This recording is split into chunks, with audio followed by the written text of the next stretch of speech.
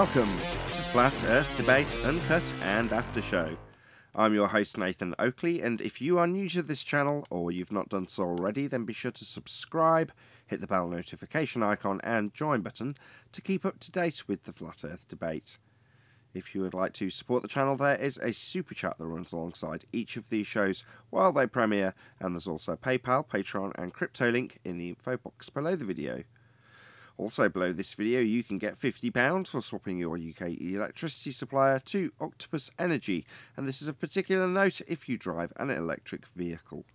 Speaking of Patreons, I'm going to do a quick shout out to all of you who do support me on Patreon, so a massive shout out of thanks and appreciation to Fiber Oats, Bogey, Michael Kahn, Rob H, Ben White, Maximum Gravy, John Kays, Patrick Gunnels, Banter, Will Brax, Mel B Styles, Troy Shuker, Maris, Hairy Blade, Mobile Max 777, Neo the One, Lost Cat FE, Rob W, Open Minded, Reese Pound, Del West Watson, Muted, Maria Neelands, Unbelievable Productions, Blue Ridge Ranger, The Real Gabster, Liam Redrick Jr., Abraham Mohammed, Adrian Quintana, Skeptic936, Life is Short, Texas Mike, and David Wayne Foster. So another massive thank you to all of you for supporting me on Patreon.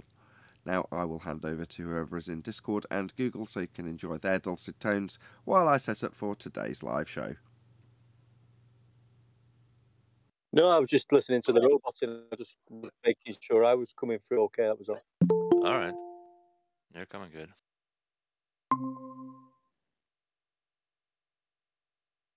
I guess Nathan is busy this morning. He came on late, so he's probably Righteous. getting his other stuff ready. I got this fire stick, right? I got this fire stick because I cut off cables, so I got my fire stick. I got a whole bunch of channels I could get. My brother-in-law gave it to us. And I was trying to, because I got a Prime Video account on my phone, so I'm trying to get the phone to go on the TV, and they're trying to charge me, so what I did like an idiot, I thought I was deleting one app, Prime Video. I was going to put my name in, and I deleted the whole Fire Stick.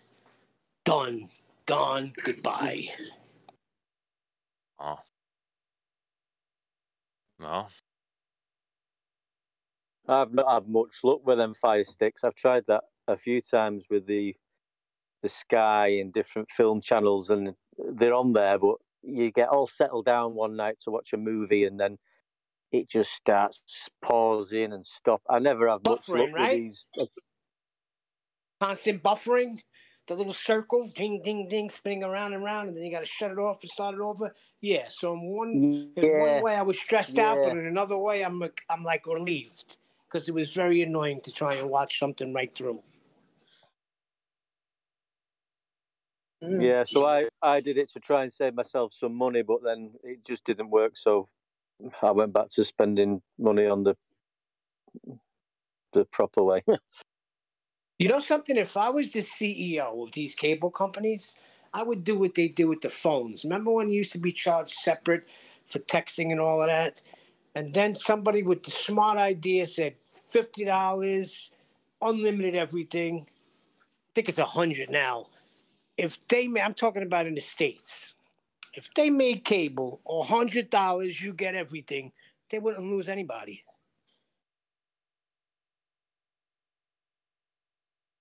Yeah, they're too greedy, aren't they?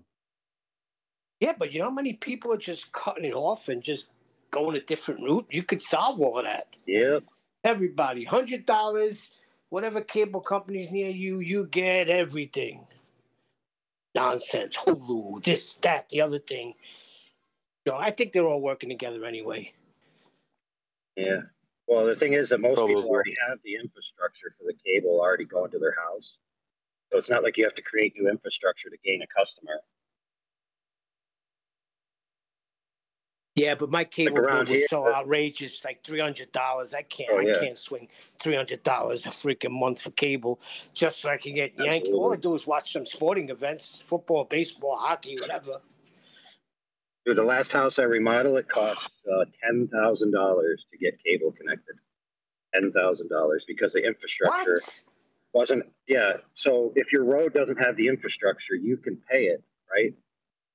And I think this guy cost between $30,000 and $50,000 for him to pay for a cable to go to his house. And then everyone on the street has to pay him $10,000, or they have to wait 10 years, or it's either 5 or 10 years before the cable will then give it to them without paying the fee. Well, you're talking so new construction, the infrastructure is there. Yeah, the infrastructure is there, but they won't connect it to your house until you pay that money to repay the guy that funded the bill in the beginning. Crazy. But for everyone that already has it to their house, I mean, it's just flipping a switch. But we're paying for airwaves, basically. No, they've converted to fiber optic mostly. So you're paying for little flashes of light. Oh, okay. Yeah. So it's not in the air no more? No. But anyway, I came across old Decimal Z videos, came up in an argument, and it's basically the sextant argument, retroactive from 6+ years ago, which is basically a horizontal plane to obtain angles from around the world and trying to trace those angles back to the sun, and it doesn't work. Like you get angles from different cities, try to use AutoCAD to trace them back to a 93 million mile sun, and it doesn't work. Yeah, and of course, there's tiny margins of error there, right? And when you press that to a glober, guess what they say? Oh, that just proves that parallax measurements don't work. Yet at the same breath, they want to tell you that we know how far the stars are away because of parallax measurements. Right. But that's the bit that we'd got focused on 6 years ago, as opposed to the acquisition of the elevation angle measurements in the first instance, which was the thing you led with, which I was pleased to hear. Yeah. Nobody's done it, by the way. Decimal Z actually put out a challenge for people, two Globers, to put their angles into AutoCAD and show that they can reach a 93 million mile sun, any observed angle from Earth. And nobody's answered it yet. But you know why? Later. Syntax error, innit? Let's get your angle off this curved surface. Yeah, the computer says no. Computer's always right. Yeah. They can't get an yeah, you have to create a tangent. You have to create a tangent first. Good morning. Yeah, but Nathan, they're not. Good morning, Ted. They're not listening. I was hearing people arguing rockets. Jose G. Gonzalez said, I used to be a flat earther until I seen an uncut video of a rocket fly into space and then come and landing. So right there, you're lying to yourself, flat earthers. I don't if any flat earthers have never watched those two videos that Decimal Z put out a long time ago, you should. Can you post the links? Can you post the links? Absolutely. I'll post them concurrently so you could get them. Right. Yeah, I'd like to see it. I said this a couple of weeks ago. This is nothing new. I'm not decrying what 10th's done in terms of how it's been led up to this position. But this is nothing new. It was right in front of our faces the whole time. It's just realising what you've actually got and what's required and how you can then position that in such a way that both sides require a flat plane to make the argument. Well, 6 years ago, you first start by pointing out that you take elevation angles and then ask how that back engineers onto a globe. Well, none of this argument could have gone forward in any way, shape or form if you hadn't got those flat Earth elevation angle measurements for the start of the process. That's the beginning, middle and end of the argument. Yeah, they don't answer any questions, though. They won't answer any questions to the elevation angle. So I guess they can't. No, you can't base your victory on those that sidestep the questions. We won because we're dealing with facts. It's a measurement. They got calculations. Calculations that started with the flat measurement. Correct. Well, there has to be a point of contention for a debate to exist. Yes. Right? So where is the point of contention if both of us are utilizing a flat plane for our measurements? Well, they can say, well, we still assume that you've got to do dip correction because Earth's a sphere and we've got a sphere edge horizon, it was mentioned earlier, in the form of tangents. Okay, so you claim you're dealing with a tangent plane. Yeah, but we're going to correct that to make it a flat geometry so we can do the right angled trig, like you'll be doing. So we'll all be doing normal planar trig. with right-angled triangles off a flat plane. So they can claim that they've had to correct to get to that state of flatness. But beyond that, well, that's it really, isn't it? Unless you know of any more. Well, there's actually more to it, because I have figured out the sphericity of my kitchen. Yeah, brilliant that, mate. Yeah, that I think even children will understand that, John. This is what happens when you miss an after show, Nathan. That was the craziness last night. Somebody want to fill me in? I can already imagine. So if you've got a flat surface that you can measure flat and take angles to a lighting fixture, you can then derive an R value from that, can't you, John? Did I guess correct? Pretty much. Yeah, but I showed the math. And you ended up with a spherical kitchen. We figured out the R value for his house. Yeah. This is what we've got to do. Kudos, gentlemen. This is what you've got to do. This is how the maths works. It's like I did it a couple of days ago. We were talking about just putting 2 circles in the sky. You know, I should have given something more tangible, like rubber rings in the sky. 2 rubber rings in the sky. People can picture them and it doesn't infer any sphericity. Whereas the way I listen back, it's like you're implying it. But you're doing the same thing now. You're going, right, let's just do the same thing. How did they derive it? Well, let's ignore the angle to Polaris bit and let's just substitute angle to lighting fixture. I can derive an R from that. I can end up with a spherical house. Why not? Same maths. No. I also use ceiling fans, so we have 2 points of rotation. So you're watching the fan move, right?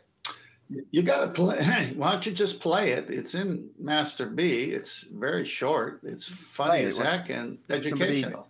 Somebody recorded it. He posted it. John made it. John made it. Yeah, you should play it. I made a children's. It's brilliant. I made a children's video for it. Play it. Okay.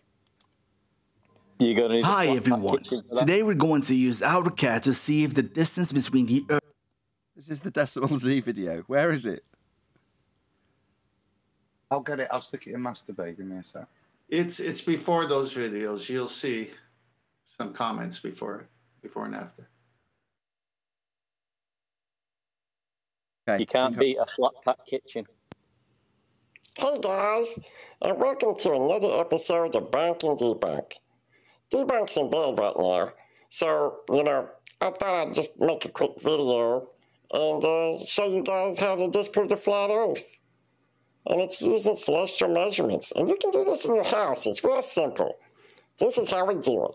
Here, come down here. Oh, no, goodness. Now, this is a completely legitimate protractor, and we're measuring angles to our celestial bodies, as you can see over there. Okay. Now, if you look here, that says 20 degrees. So it's 20 degrees from that celestial body to this celestial body. And we know that these celestial bodies are an infinite distance away. So, we can do math now. We just need to know our arc length. Well, let's check it out. Our arc length is 107 inches. Isn't that handy? Well, let's step right over here. I've already done the math. And this is our arc length formula. Got a little bit of blood on it. That'll be fine. A lot of hard work goes into this, guys. Just don't ask. No puppets were harmed in the making of this film. Okay. Arc length is equal to angle theta times pi over 180, and that's your radian formula right there. The angle theta times pi divided by 180 times r, and that'll give you your arc length. So we know our arc length. That's 107 inches, and that is equal to 70 degrees, which is when you subtract from 90, 20, you get 70. So that's what we did. Anyway, You multiply that, and I've simplified the radian formula, and that's what you get. You see that? You divide 107 by 1.221730475 radians, and you get this radius of my house? What? 87.5 inches? What? Hold on a second. I better cut this and rethink this whole thing. I just found out my house was spherical. What the heck? Very good. Was that you, John? Yeah. Your voice is breaking through.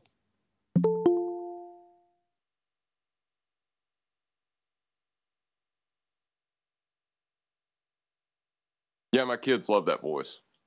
It was breaking through. Towards the end, I started hearing you more. What's the... I'm glad I was on mute when you said there's a bit of blood on it, but that doesn't matter. What the hell was that? I've been remodeling my kitchen. I accidentally bled on the paper and didn't realize it until I was filming. Okay, I'm glad you clarified that. Well, there's a lot of bit of blood in the baller's hands. Don't you know puppets bleed? What did you get, John? Was it 80? 87.5? Yeah, 87.57. Yeah. Think the yeah, the radius. Do you think the ballers will take the sort of Arnold Schwarzenegger versus the Predator vibe with this? If it bleeds, we can kill it. Did I miss it? Did you measure the circumference of your room? That's the way I calculated it. John did it a cleverer way, using radians. But yeah, the circumference of his house is 550.3 inches. Jolly good then. Congratulations. 553 inches. 550.3 is his equator of his spherical house. Well, my house is a little more pudgy at the bottom, so it's more pear-shaped. I posted the other Decimal Z video that does that as well, where he uses globe math to prove his table is a sphere with certain assumptions. And then he demonstrates how if you just change the median between point A and B, you get different results. And that's part of the thing. Like the Globers assume that they know the continuous media between the lights in the sky and their observation points, which he does demonstrate in both videos. How if you take refraction or any of these assumptions, they actually make it worse for trying to decide whether the sun is 93 million miles away or not, or whether all the sunlight's parallel or not. In fact, this is why you'll often find Globers say, oh, you just have to assume that these stars are an infinite distance away and all the light coming to them is parallel, because that's how it has to work in our globe paradigm. Right, they have to hold certain things constant when they've reversed engineered the arc of the sky. Except they can't get away what an angle is. Yeah, and interestingly enough, these videos are 6 years old, and there are ones greater than 6 years old. And there is some slight margins of error. Like, for example, in the one, he says Cape Town is at a certain degree when it's actually at like 33.5 degrees. But just pointing that out in itself doesn't rebut the entire premise. You would have to map that out in AutoCAD and show the differential to be, of any significant factor. Now, do they do that? No, they just point out the error, say all is done here, and 6 years later, no one's provided an AutoCAD demonstration to rebut it. And then we just recycle the same arguments. I said already, as soon as Rob Durham tried to get an angle off a spherical surface, the computer said no. Yep. So where do they begin? They have to start with a flat Earth. That's what I do with my kitchen. That's why you have flatware in the kitchen. That's the only way the computer will say yes. There was the disclaimer that All the angles will be measured from a flat surface before we go on to prove how curved the surface is.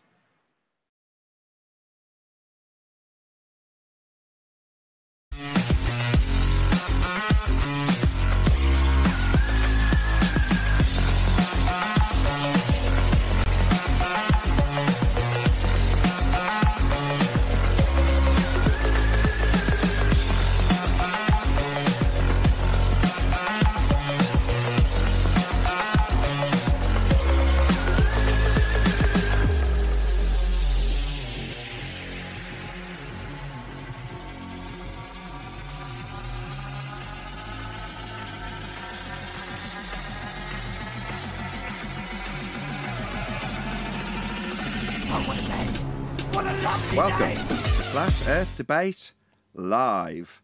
I'm your host, Nathan Oakley, and if you are new to this channel, or you've not done so already, then be sure to subscribe, hit the bell notification icon, and join button if you'd like to become a Nathan Oakley 1980 channel member and keep up to date with the Flat Earth Debate. If you would like to support the channel, there is a super chat that runs alongside each of these shows while they are live, and there's also a PayPal, Patreon and crypto link in the info box below the video. Also below this video, you can get £50 for swapping your UK electricity supplier to Octopus Energy, and this is of particular note if you drive an electric vehicle. Most importantly, if you'd like to join the discussion, simply mute the page you're currently watching, then click the link in the info box below this video to join the panel and express your views on the nature of Earth. If you do join, please don't swear. If you do, you'll be ejected, and if you are, please don't try to rejoin the stream using sock accounts. You'll be warmly welcomed back on the next stream. Please also share the show on social media. Sharing the show obviously increases the live audience, but this in turn increases the chances of a more diverse panel, so please share the show on Facebook and Twitter. Now we are joined by 10th Man, Refracted Curvature, Neil, Adam, Eli, Brian's Logic, Arwin, and a whole bunch of people in Discord, so welcome one and all. Greetings, everyone. Hello, hello. Good afternoon. Afternoon. Hi. Hello. Hey, good afternoon. Good afternoon. How are you? Hello. Very well. I like to summarise what we've been chatting about in the pre-show for the live audience, just in case we tail off what we've been discussing. Obviously, members who've been watching this pre-recorded after the live show ends later on today, this won't make any sense because you've just listened to the whole conversation. But we're talking about how, in a kind of humorous video that John, that's Refracted Curvature, has released, he's showing how he can derive a spherical radius by way of angle measurement to what he's going to call celestial bodies in his kitchen. That'll be a kitchen light and fan. And therefore derive just under 50 feet of circumferential value, I believe was what we got to at the end. So obviously he's deriving radii for a flat surface, which is precisely how the globe is made. And it's something we've been talking about quite a lot at the moment because I see it as a massive shift in terms of our argumentation. Because up until now, we've had the position where you can argue back and forth, and there's a debate about how logical consistency argument is framed, whether or not it takes into consideration of the factors that haven't been allegedly taken into consideration when a debunking of the claim in the first instance comes in the form of, say, refraction. In this instance, it's very different. Both parties require a flat plane to measure elevation angles, therefore both parties require to start their process of measurement and, in the case of globe Earth, calculations to derive spherical values. We all need it to be flat first, and any preconceived notions of sphericity will be corrected flat to make measurements. So we've got to agree on both sides of the globe Earth / flat Earth argument, which is to say it must be measured flat. There is no two ways about that. The elevation angle measurement proves that. And we're talking now in farcical terms about how you can literally take that process, which has been used by way of the flat plane we actually live on, to make a spherical surface by way of angle measurements to Polaris, and do the same thing to make your kitchen spherical. Just so, if that joke continues, it's not an in-joke. We're all in the know on the live stream and in the audience. So, welcome to all of you in the live stream audience. You're now up to date. Should we continue with that conversation, gentlemen of G+, or and indeed Citation Police in Discord? I've put the video in the YouTube chat for anyone who wants to. So Adam spammed the link, which has got Zippy or a hippo-style unicorn-looking teddy bear with a funny voice by one of our panel regulars, and that's John, and that link is going by now, so check it out and you'll see exactly what's being done in terms of those maths to come up with less than 50 feet. Did you say it was 530.3 or whatever it was, radius or circumference? I forget which now. No, John's kitchen equator is 530.3 inches. That's what I thought. Yeah, so he's got a ball that's just under 50 feet.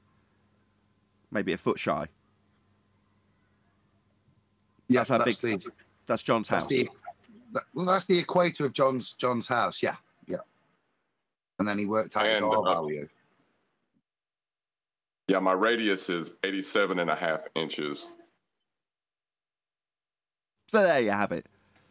But obviously, in order to derive this joke, he needed a flat surface to work upon to measure angles with a protractor, right, John? Yeah, and there's more because I had a geometric horizon in the house as well. I call it my wall. It physically obstructs things when you walk behind it.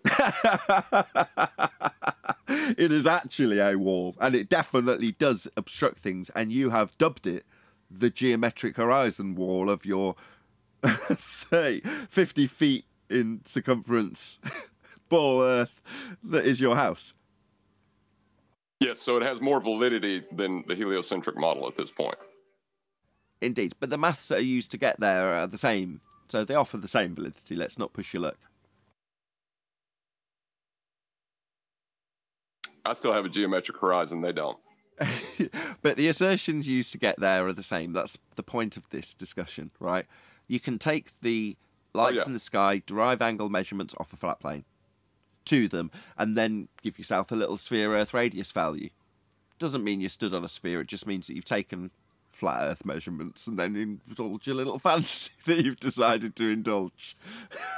Same with your house. It's not really a ball. Same with Earth. Not really a ball. You need flat plane measurements in order to make any assertions that it might be a ball. Obviously, you know, when you get back to the source of those original claims and the measurements that were used to make them, they were done off a flat plane. Well, that's why I did it like a children's video, because the people that are still arguing against this are on that like level of intelligence, I think. So I just thought I'd get down to their level and communicate. Oh, I didn't see it as empathic. I thought it was that you can take the piss out of them as a result, because obviously by extension, if you want to assert that the way you can derive flat Earth measurements to give you spherical radii, in this case ball Earth radius, you must then adhere to your version of the exact same methodology when deriving a spherical house radius. Correct? Mr. Fundy? I thought that was your positioning. Well, if you accept it, the ball can give you a radius value off a flat Earth measurement, then you must accept my house has got a radius. I'm just too deadpan with my humor. We've proved how curved John's house is. It's an accepted methodology that we followed and duplicated in John's house to work out, because he was having issues getting around the kitchen, wobbling this way, that, the other. So we needed to figure out the rate of curvature so we could accommodate for it. I think tonight we should figure out whether it's rotating, John, or not. It's already done with the fan. Well, yep, the fans are moving, or they appear to be moving. So we have to work under the assumption either the fans are moving or the ground is. That's what I mean. If I hold on, this is only reasonable. You see something moving, and John corrected himself immediately. It's apparently moving. I mean, it's not like he can jump up and touch it and slice open his thumb and then bleed all over the instructions that he's reading off or anything. But, you know, it's not tangible at this point. Obviously, we all accept it's not a tangible fan. Now, shut up. Carry on, John. It could be the room that's moving, John. Shh. It could be... sorry, I cut him off too quick. I assumed you'd be... Yes, that's right, Neil. Apparent movement of the fan. Feel free to continue, John, with your apparent fan movement.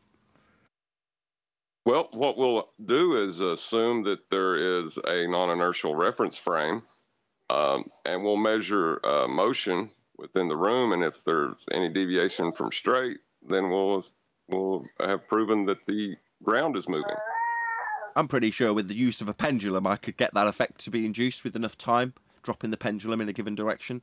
I'm sure we could show that the ground that the pendulum is attached to, but freely swinging through in a different reference frame, it's only reasonable to assume that the pendulum which swings in its back and forth reference frame when I show it to drift beyond that parameter, that could only be literally assumed to be a second reference frame. That would be your Earth house turning beneath the pendulum that I've set in motion, right? It's only reasonable to assume a second reference frame.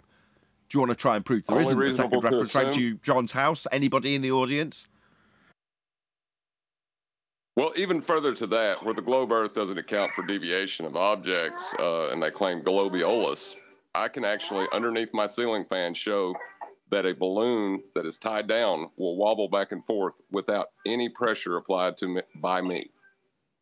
Not taking into account conservation of fan momentum, which is to say that the entire structure of your globe house moves in lockstep with that rotation of the fan, so there wouldn't be any necessary deviation to see within the structure of the deviation I'm now claiming is a second reference frame. We'll see that second reference frame is not going to demonstrate any effect to prove we've got a second reference frame. In fact, we wouldn't expect to. Why would you expect me to have a demonstrable effect from the second reference frame I've just claimed? I mean, what is this? Stupid idiot. So we're all clear. John's house is rotating and spherical. Glad we cleared that up with globe Earth math and methodology. Well, I'm beginning to think that my house has a molten iron core. I'm almost certain of it. I'm going to prove that. This is better than housekeeping. Let's keep this up. Well, do you think that, do you have heated floor panels, or how do you know it's not that instead?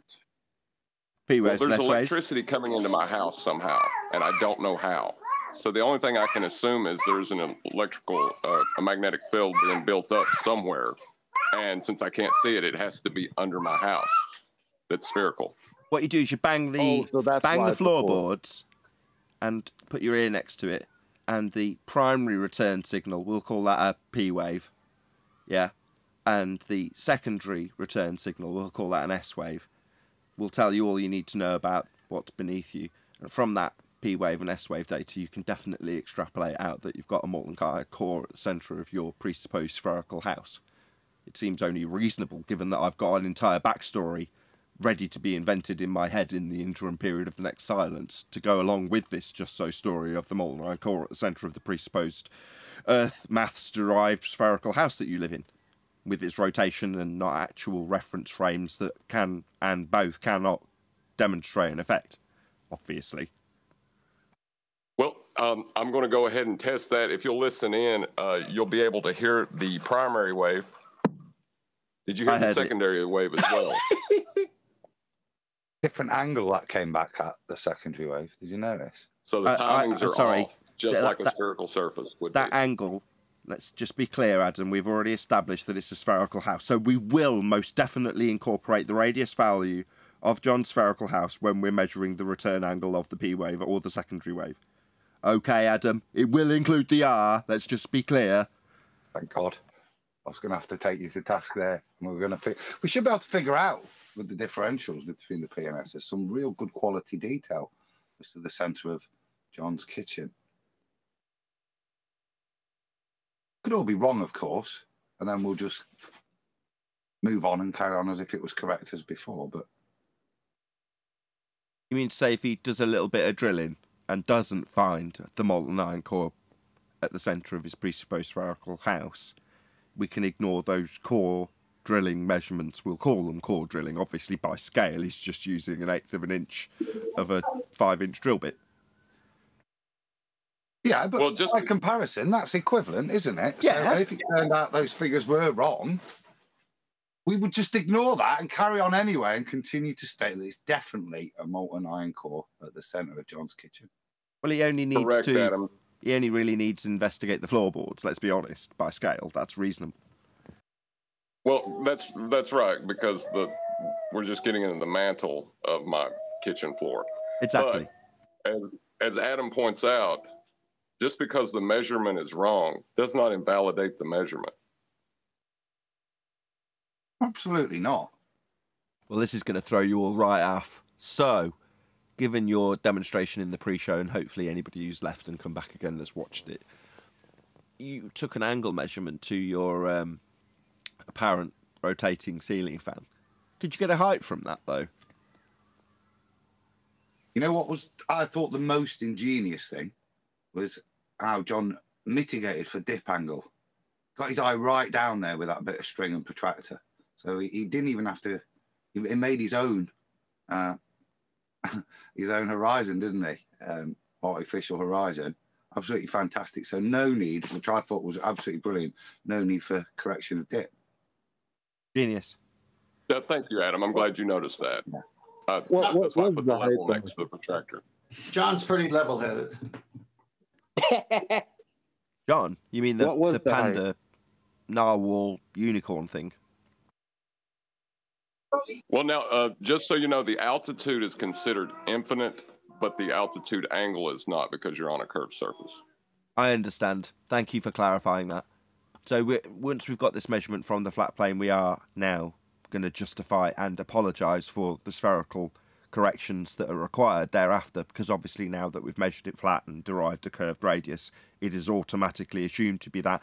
Unless anything is involved that might cause any danger, then we'll revert back to the original flat plane measurements and just declare that their flat plane measurements and use don't negate the fact the house is still a sphere, and here's a little diagram to go and prove it.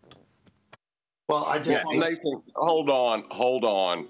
Nobody is claiming the ground underneath my ceiling fans is curved. No, in spite of the fact that that is precisely what we're claiming with these measurements and derivations off a flat plane to give you a spherical radius. Nobody's claiming the measurements from under the fan are curved. Why would they be? We need them to be flat to derive this bloody spherical house that we're talking about. Obviously, nobody's claiming it's actually curved. But yeah, in principle, we are actually claiming the entire thing's curved. Yes, that's correct, John. Beautifully double spoken. Yes. Yes. Actually, John, that was really fantastic comeback.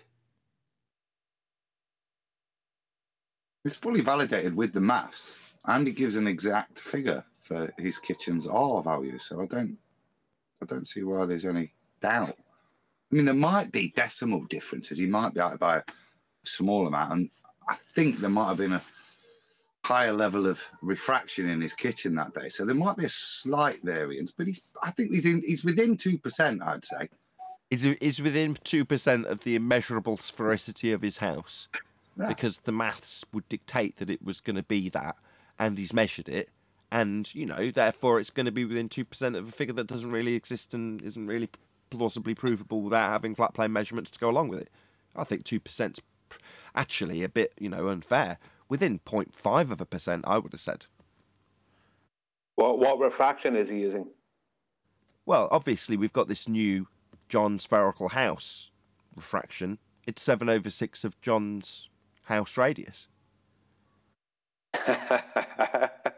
If it wasn't, then it wouldn't appear to look locally flat, you see, Brian.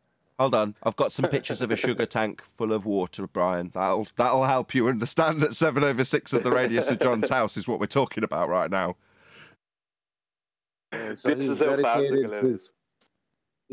his time. He's taking his fish out of his fish tank and put some sugar water in there, huh?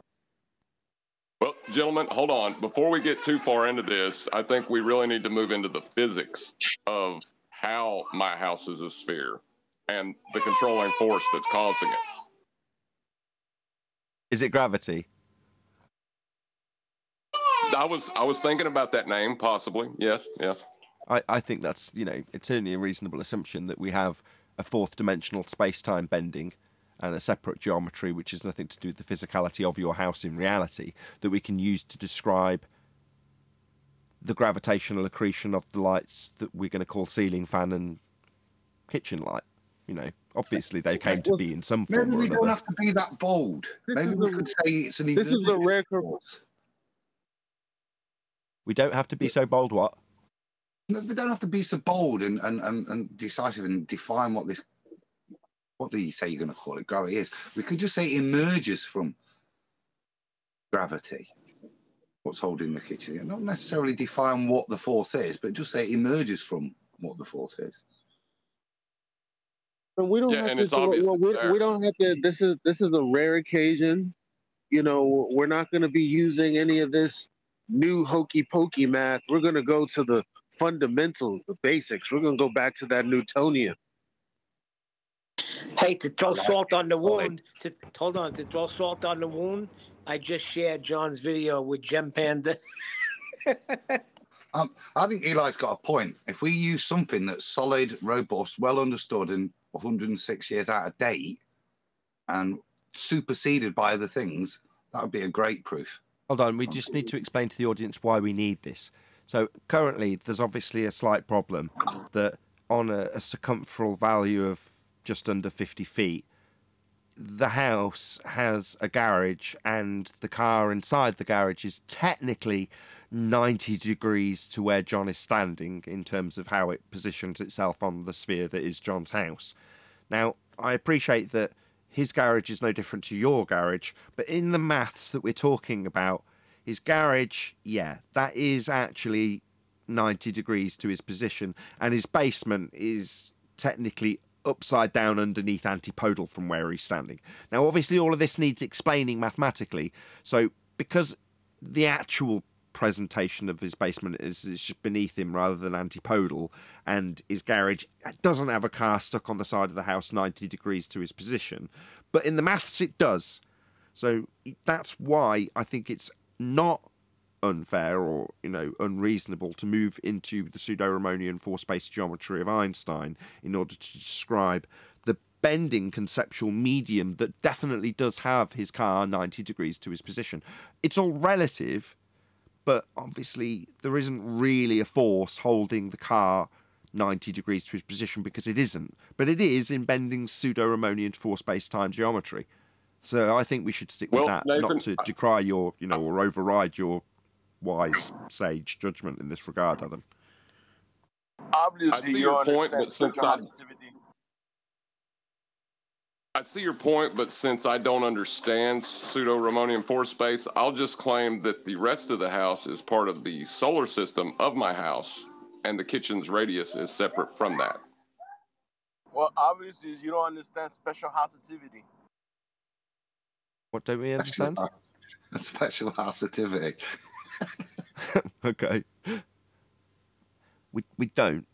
But just because you don't understand it, John, doesn't mean that we aren't deeply concerned with the paradoxical nature of bending pseudo-force space and the description of your car being sideways to your position. You know, if you are, however, suggesting that the fan and sun are technically separate astral bodies vastly larger than we might first anticipate, then that might work.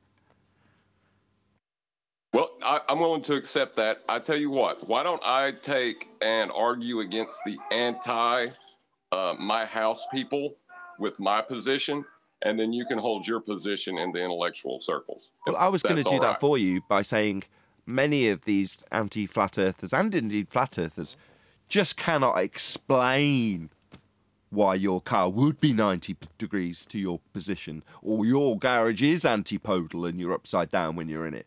You know, many of these people can't even explain. They haven't even got a model for that, have they, John? No, they do not. That's correct. They don't even have a model for it. Right? Meanwhile, listen to us, get us, right? We are describing, with bending pseudo-Riemannian four-space-time geometry, how John's house is spherical with a garage 90 degrees to his position. What have you ever done with your no model? Yeah? Pathetic. And he measured it. He measured it with string as well. I think you just real world. You just created a whole new group. I think you just created a whole new group, anti-flat kitchens. You fundy. Well, the anti-flat kitcheners are why I need to maintain the 106-year out-of-date kitchen gravity. Well, you can give a Coriolis effect with a lazy Susan. So nice. But he used his fan. Is it granite tops or gravity tops? Granite types. Very good. Did we cover most of the housekeeping? I believe we did. Any single viable hypothesis from any of the fields? No. What do you mean, no? Oh, I've got slides I want to show you. We've not covered how John's house keeps its air pressure. You see, you have to hold that. He's managed to weasel this back into the narrative. You can't decry that now, can you, 10th? That was good. That was good. I agree. I'll relinquish my imagination land to someone else in this regard, because I've no idea. Obviously, I'm not clued up enough in terms of refracted curvature logic in this regard. So, well, I can go ahead and answer this. As far as the heliocentric model goes, they assert that you can have gas pressure without a container, which is utter nonsense. I have a roof to contain it. There you go. Adam, do we have a zenith distance in that house? You'll notice if you look at the setup that John actually used his zenith mirror to generate his angle for his other one, but he used the zenith mirror on that. I have something to present there in a few minutes. Okay, there are no zenith mirrors. Brian. Well, so do I. So do I. Okay. I was actually afraid of this happening. Like, there's actually good information that's wanting to get presented, and we're goofing off on. This is good information. Oh, this is good information. This is running exactly parallel with Glober logic. Every Glober that's told us about Eratosthenes' way of calculating the circumference, what have you. This is running exactly parallel to that. So as ridiculous as it may be, well, ballers, there you go.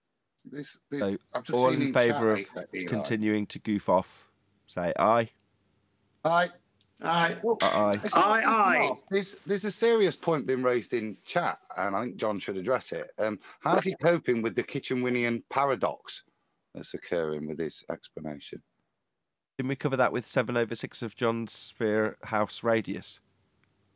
Don't we just part refraction at that?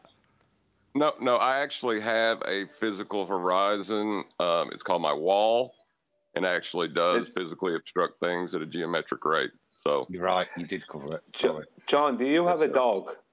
Do you have a dog, John? Yes, I do. Well, I want to know how within your model you deal with bark matter.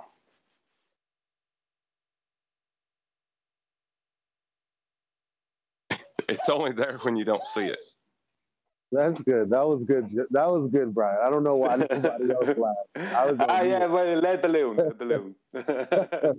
It's the Irish accent. We all assumed he was trying to swindle a man out of his dog. I peed myself a little bit laughing at it, though.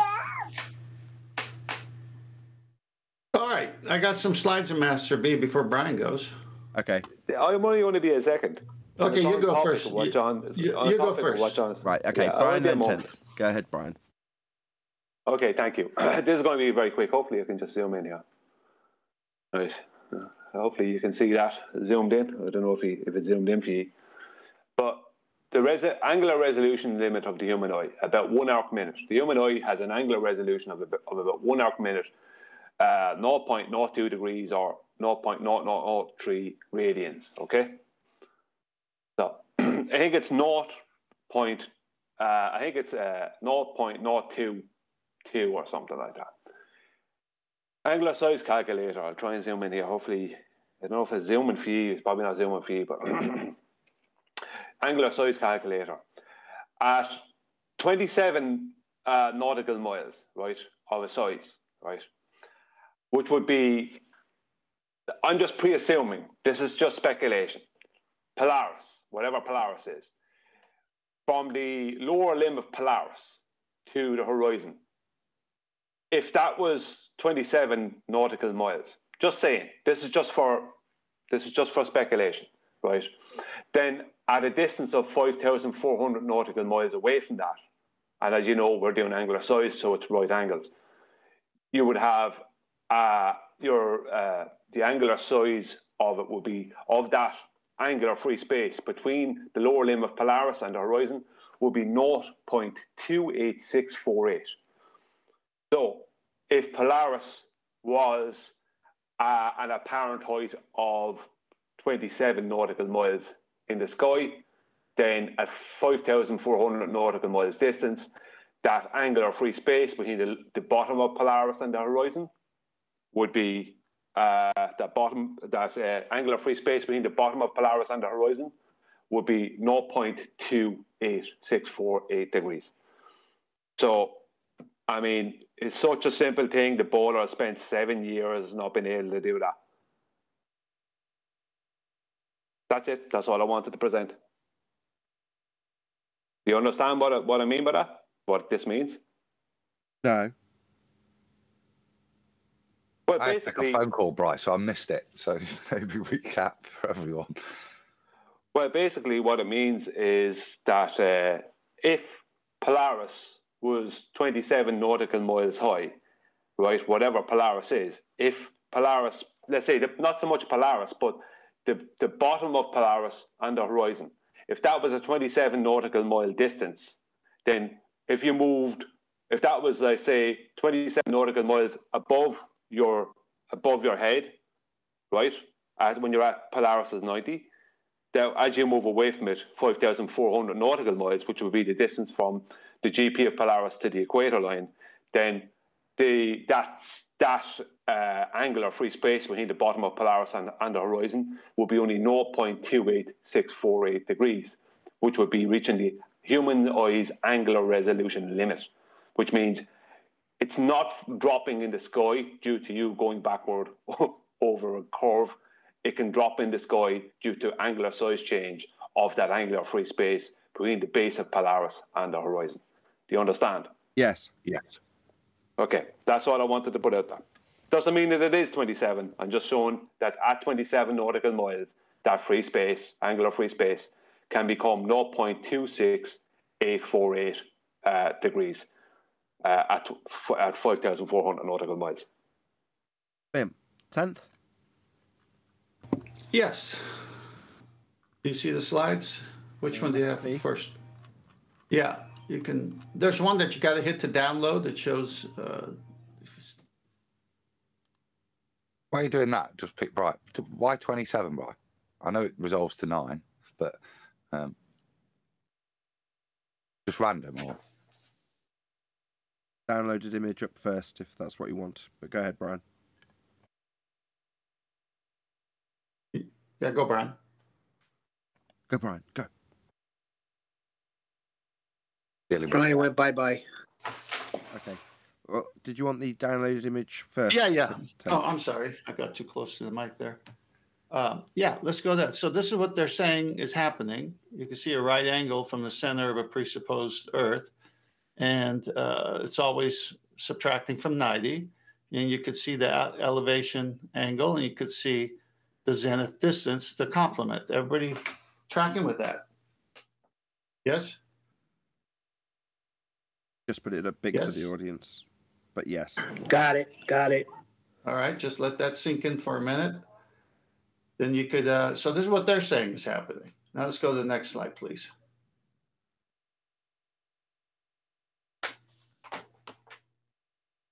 Okay, is this the one with the scribble of a guy? Yep. Yeah, okay. So there's an angle of elevation and angle of depression. We're going to see several slides here, and this is no different than the zenith distance being described to us that works on a flat plane, because obviously you can't get an elevation angle with a curved adjacent. And the complement is the zenith distance, which is the angle of depression here. So here's the sun, B, and here's a scribbled person with a sextant, let's say, and he's at C, and he needs the right angle to get this angle of elevation. Well, the complement angle would be the zenith distance of the sun's GP to the person's GP. Next slide. So angle of depression and angle of elevation are equal in this. So what do you need to have an angle of elevation? You need a baseline, horizontal line, level. What do you need to have an angle of depression? the same baseline, but in the air. Yep. You need a reference. It needs to be relative to something. So here's a plane, say at 30,000 feet.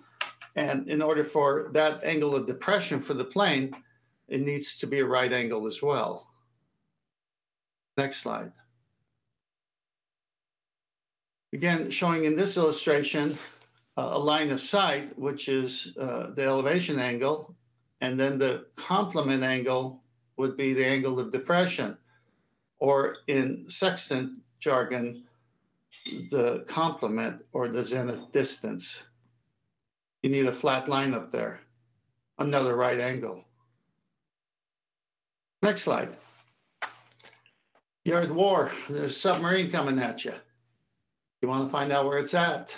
You have to treat the surface of the ocean horizontal, flat, level. You need a right angle. Target that sub. Next slide. You see the hot air balloon. You see the horizontal baseline needed for the observer to get the angle of elevation.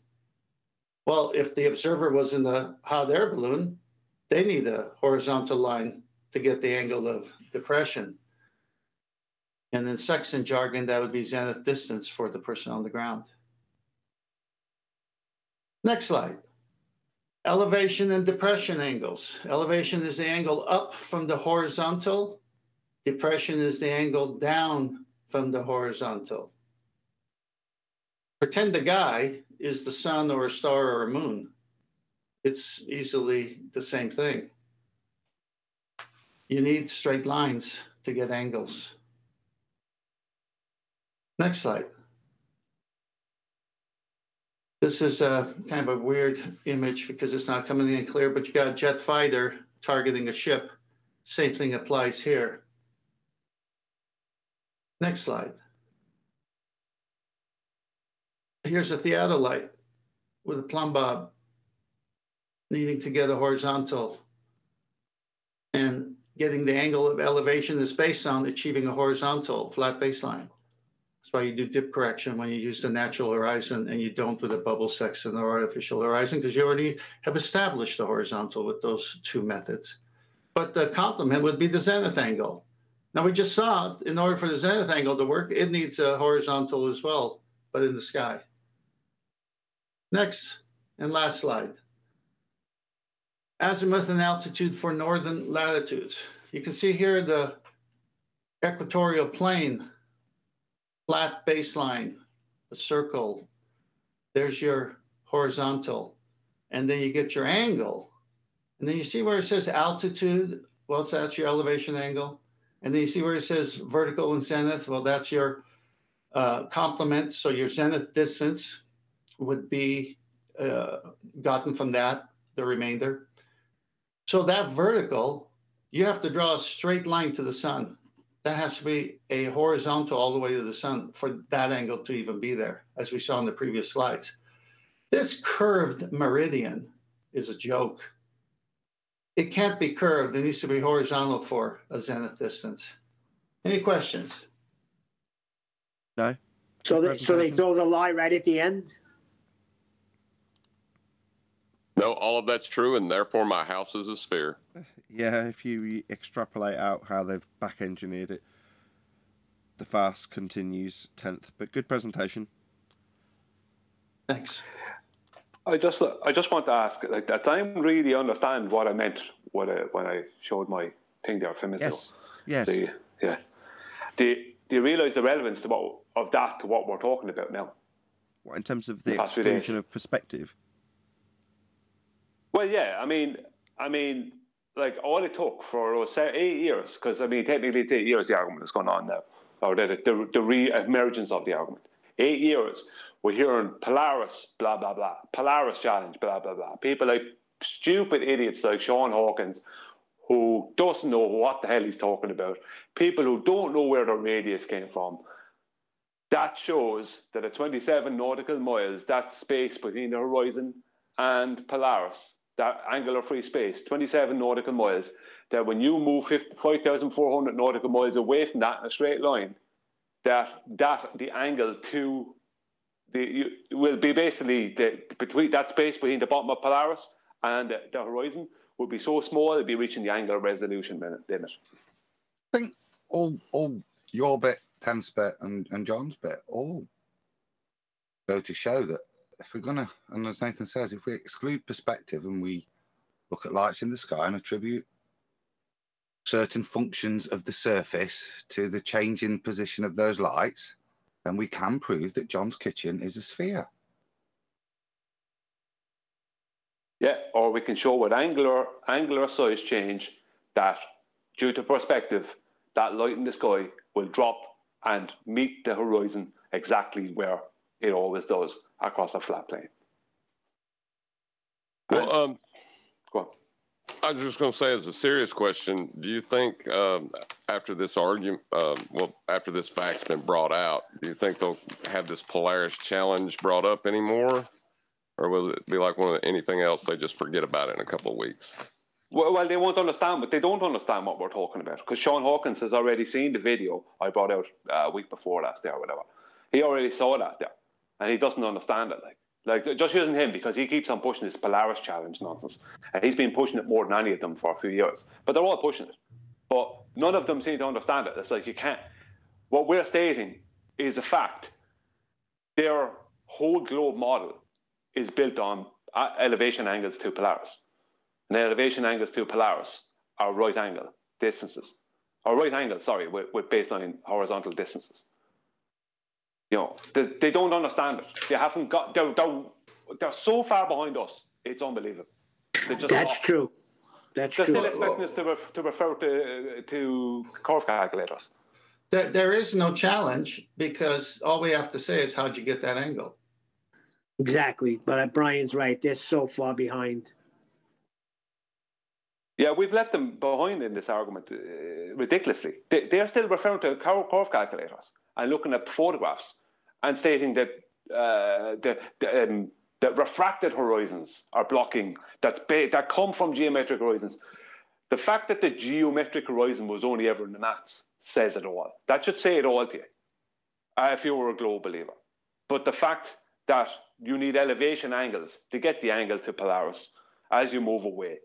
The elevation angle to Polaris from 5,400 nautical miles away is just about zero. Do you know what I mean? Sounds like they're about 18 months behind us. Yeah. It's about right. Well, how old is the Black Swan? Because they're at least that far behind us. That's what I'm saying. It's 2 years, isn't it? 2020. So it's like 26 months. So, yeah, they're about 18 months because their response from what Brian's saying is mid-2000s response to the Black Swan. When we were saying none of them get that. Now you're saying, well, they get it because they're talking about the refracted non-geometric horizon. Give it another 6 months and they'll realise that actually means they've debunked their own model. Give it another 6 months and they might start cottoning on to the fact that we're talking about measuring angle measurements to things like Polaris and those elevation angle measurements proving a flat plane. So yeah, give it another 18 months, sort of part way through 2023, they'll start converting to flat Earth, Brian. Because what other option will they have? Yeah, because I'm telling you what other option. They just ignore everything and they talk about rockets in space now. Maybe that's what... Point on. I was going to say maybe... You know, a little bit of me, you know, is a little bit of, I guess, malice. But, you know, maybe they just need to be made fun of continuously and constantly now. If they're refusing to get a fact that they're using as a fact within their own model, then all you can do is make fun of them. What's in it for me? What's in it for me? Laughter. Okay, I don't. While it might appear that way by people who create this image of me being a monster, I don't have any sedition inside me. I don't take pleasure from watching other people in pain. Well, I don't either. But I mean, at some point, you know, if you're going to argue nonsense, it just seems only reasonable that people should laugh at you for arguing that nonsense. When it's amusing, I will laugh. There you go. Well, just on my recent videos, videos I brought out in the past couple of weeks. One of the videos I brought out, I didn't give a correct distance to a ship, and I didn't refer to a curve calculator. And they don't understand why it didn't matter. They didn't understand the premise of the video, and they don't understand why I would never refer to a curve calculator again. They don't understand this. So I got a load of flack over not getting the correct distance right and not referring to the curve calculator. Like, why would I do that? You don't understand. It's over. You know what I mean? My video was literally a parody, a joke video, more than anything else. Just discussing something that they used to be called our curve. That's what I was talking about. It was like, remember that thing we used to call our curve? Well, this is all it was, and blah, blah, blah.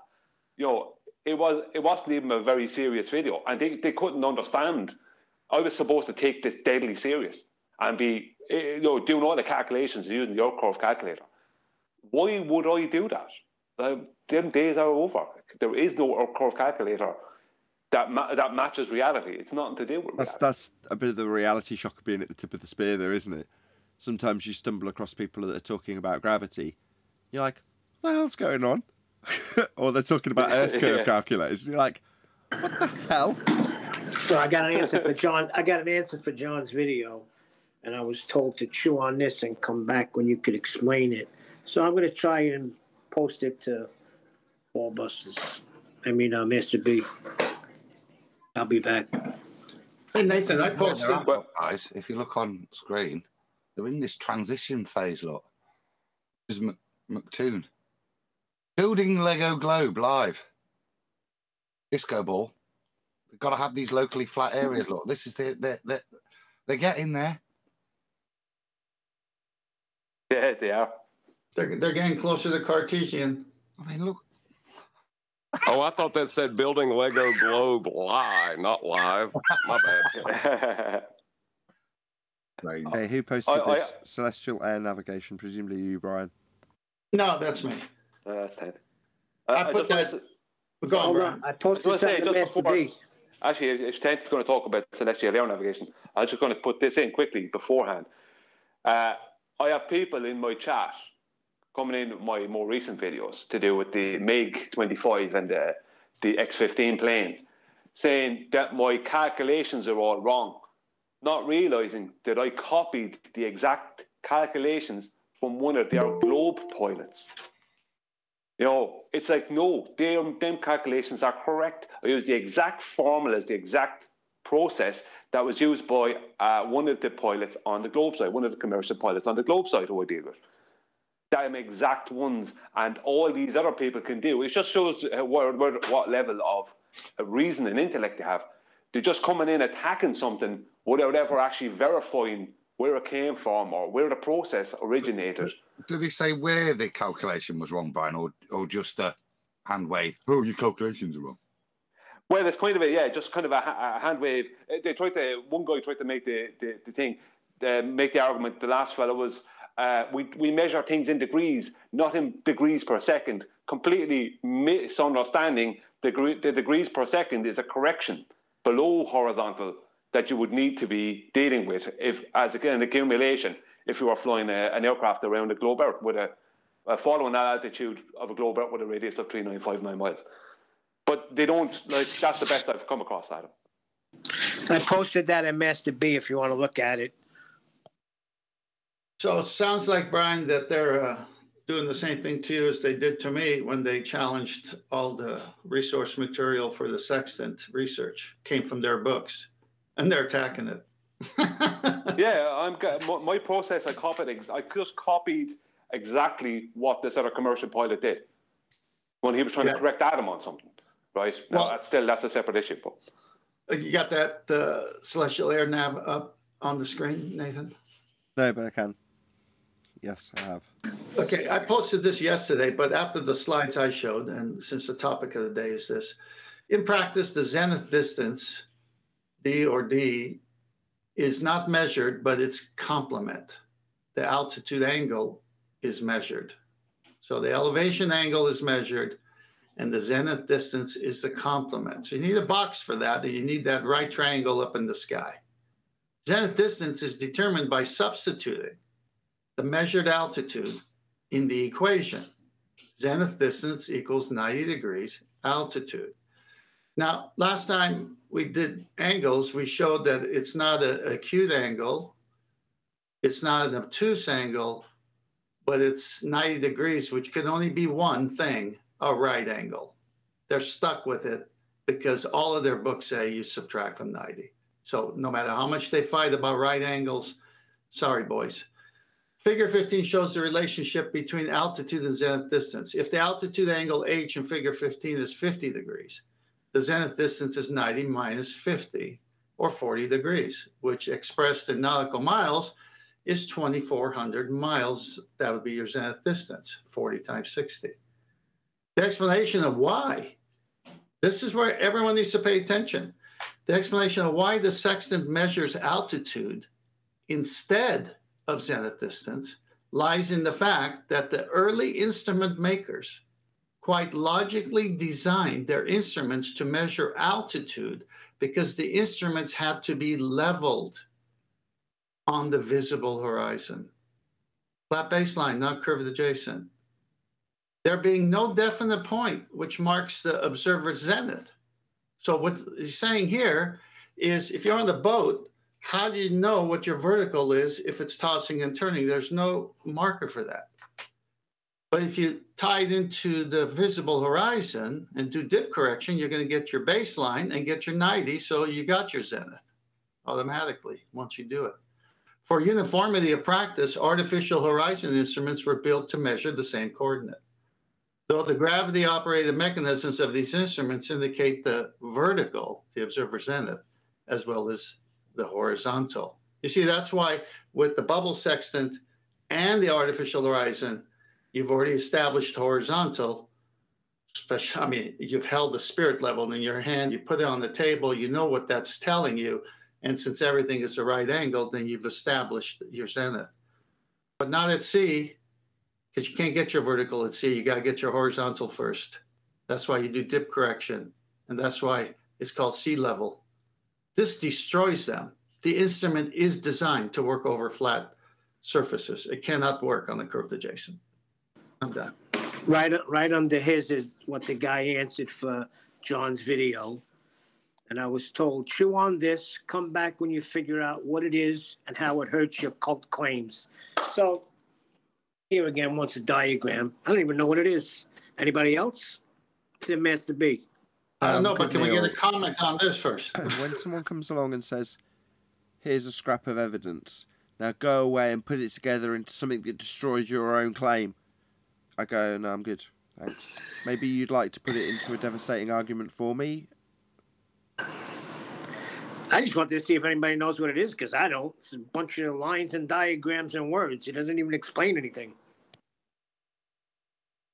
Good morning, guys. Can you hear me? Chocolate. Chocolate. Hey, Chocolate. Hey, Chocolate.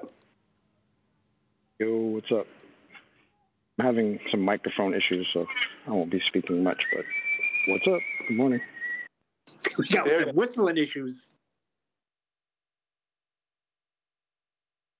What'd you say? Don't worry, Chocolate. Yeah, I've got it up, Adam. I did actually present it when Neil was suggesting we looked at it. Yeah, you need to make an actual claim. If you're the guy that sent this to Neil, it's like, okay. Oh, devastating. What's that? I haven't formulated this into a devastating argument against my own argument yet. All right. Yeah, that's what you have to do when you present this sort of thing. You have to turn it into an actual argument and then present the argument and then defend the argument and then take the teabagging when you lose the argument. That's what you have to do. Not just present some crap and say, you turn it into an argument for me. I'll do that for him, though. They're all flat baselines. Where is the curvature in any of this? And what is it? Riffle, wasn't it? It looks like the top. I'm answering him now. The top is like a sectional piece of the bottom measurements. Like if you cross-sectional cut claim of signal data being passed. Yes. Yeah, I think that's a cross-sectional strip of data being sent across like a broadband spectrum on the bottom. Oh, so it's data. Oh, excuse me. That's it. I'm leaving the cult. Who are the Brazilians? Probably Brazil, if I had to guess. Okay, then. So, yeah, that's a fail unless it actually comes out with a claim attached to it or a... Correct. Yeah. Need more cowbell. Oh, no, they'll just say, look, the dummies can't figure it out. Oh, my bad. That's what that is. That's devastating, yeah. No, what's devastating is you cannot get an elevation angle on a curved surface. That's the devastating point. It is. It'll be what we lead with for a while.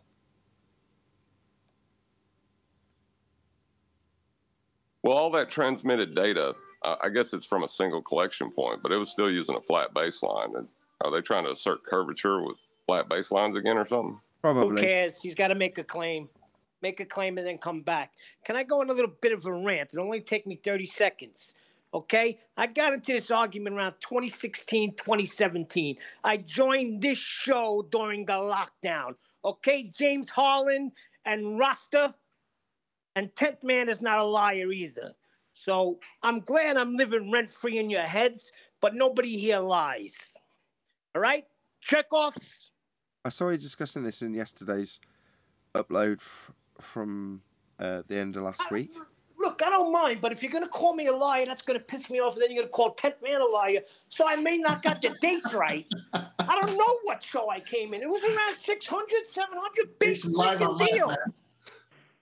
It was very memorable. Sharing their pain with you, Neil? Is that what you're I think so. I think so. Well, if I'm lying, I'm using their material, so they're calling their material lies. No. You're lying on when you came into the show. When you came on the show, you're lying about that. You're saying you've been here longer than you have. Neil has been here for at least 1, probably 2 weeks minimum. Probably longer. Chuck, I seen you write that. He says Neil's been here at least 5 or 6 months. Thanks, Nathan. If that's the case, I could just say I've been here for a week and just don't pay attention to years ago when we were all on here. Chocolate, the argument is so good against us that they can't talk about it except they talk about how long we've been on the show. Like, this is what we're arguing about now? Well, no, I think how long you've been on the show? I think they're flat earthers, though. I don't think they're ballers. James Harlan and stopping traffic with my stupid Rasta hat. Yeah, I was about to say, you ain't really going to get a globe argument out of that. I know stopping traffic. He's been around for ages. I mean, like ever, Neil. I mean, long before you got here. Oh, so what? Great. Long before you got here. Long before you got here. No, I'm just funny. Right, with that, I'm going to say, if you are watching this on either Nathan Oakley 1980 or Nathan Oakley Premiering Streams, then stay tuned, as there will be an after show to follow.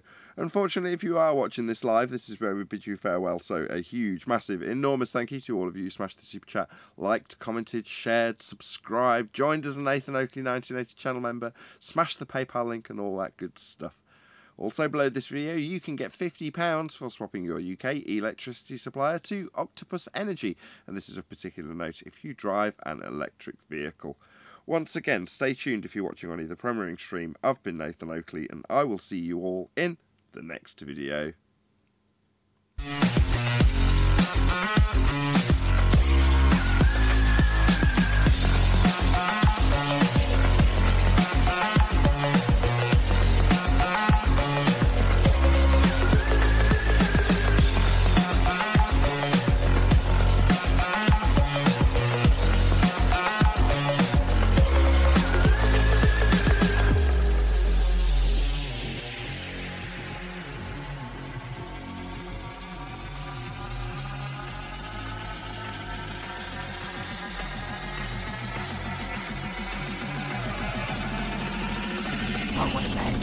What a lovely day!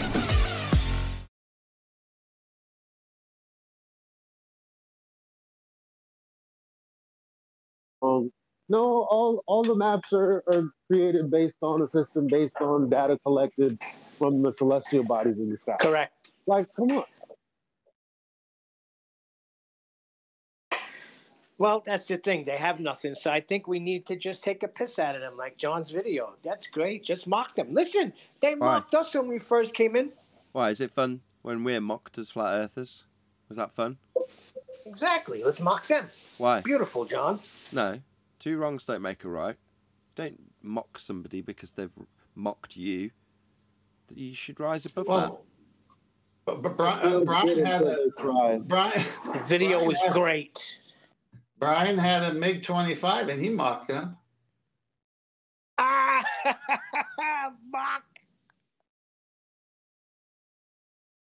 The evidence should mock them enough, right? That they're wrong. Did you enjoy it when they mocked you, Nathan? They still look at us like we're stupid flat earthers. Fight fire with fire. If you prove them wrong, doesn't that mock them enough? I mean, how bad can you get when you're like 100% wrong and everything you said was wrong and empirically? Like there's no. Correct. I mean, But when you do it like John does it, it just makes them look silly. right, but I mean, yeah, to an extent. What you're saying is true, but it's even funnier because we use their material from their books, and they're saying we're lying, so it's a double mock.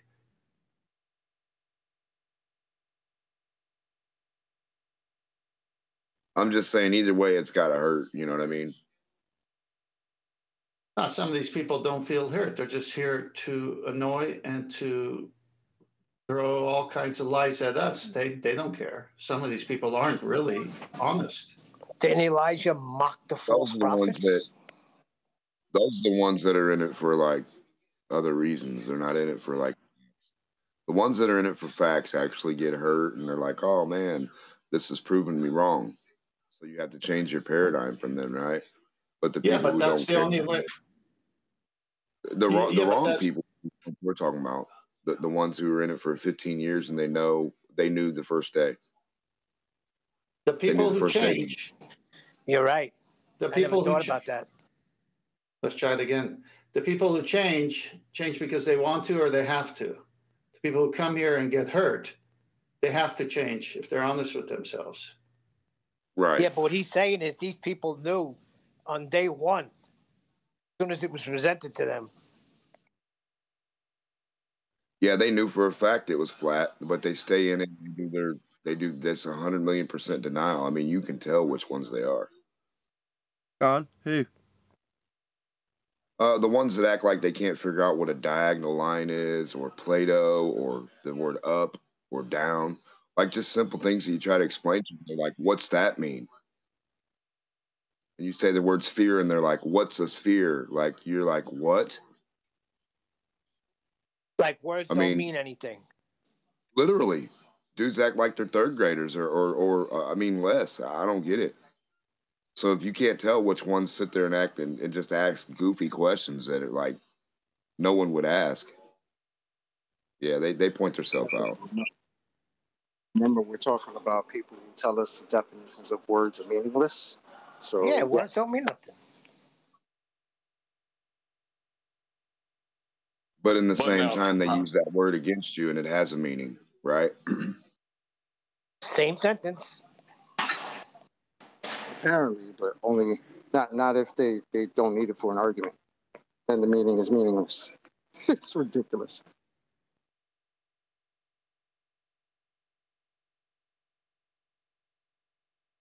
I'd say people I like didn't left. just do it out of.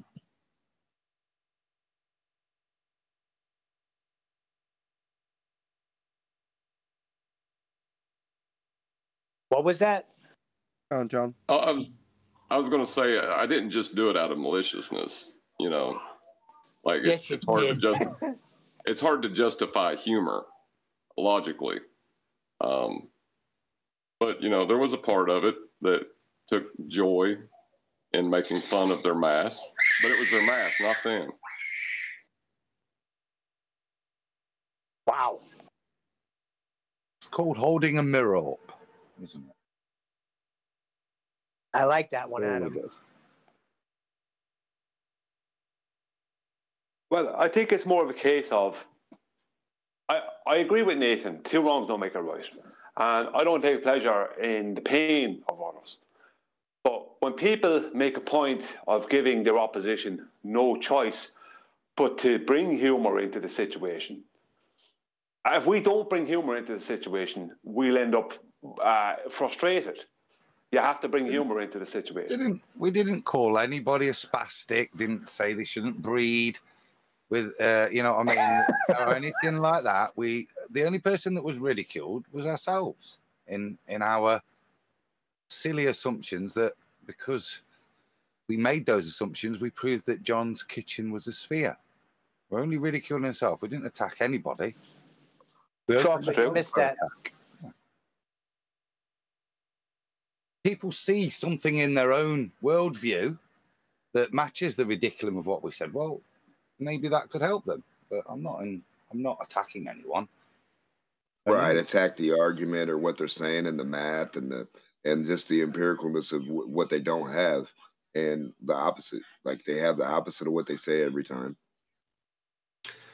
Well, I never said any name. I never said any names, and I never, directed it. God, this kumbaya moment's killing me. Look, exactly. We attack the argument, then they lie. Now we call them a liar. If we attack the argument and we have a conversation, we never call them a liar. They never have a conversation. They just lie. Accept it. So they're liars. Sean Hawkins has been wronged, and I feel it's my right to defend him. Oh, we didn't figure out the R value for Sean Hawkins' kitchen. Exactly. And you know what? Hold on. In the Bible, Elijah mocked the false prophets. So I'm going to mock these guys. That was clever because Nathan just made the video about Sean Hawkins by introducing him in to be harmed by it. Don't ruin my subtlety. Man. Hey, if you can't take the heat, stay out of the kitchen. Well, I'd just like to point out that Sean Hawkins publicly verbally abused Rachie 5 zeros. And I thought about abused her, called her all kinds of names that females would not like to be called. So I have zero care for Sean Hawkins, his feelings or his welfare.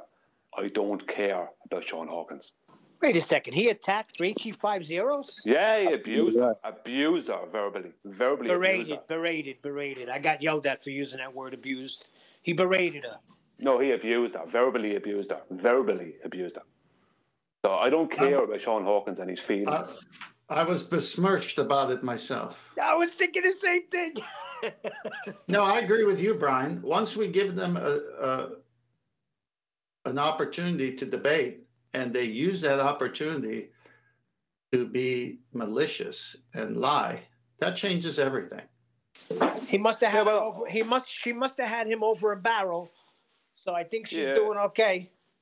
Well, no, I mean, I don't tar everyone with the same brush. Obviously, not everyone else is like that. But he did do that. And I don't know who on his own side called him out, but there was people that called him out. There was people on his own side that told Rachie to completely block him. That's totally unacceptable on his own side. So it's not just like me just having to go at him. It's people on his own side. So I have zero care for what Hold on, just so we're clear. So some of them are human? Are we absolutely sure she didn't deserve it? Yes, 100%.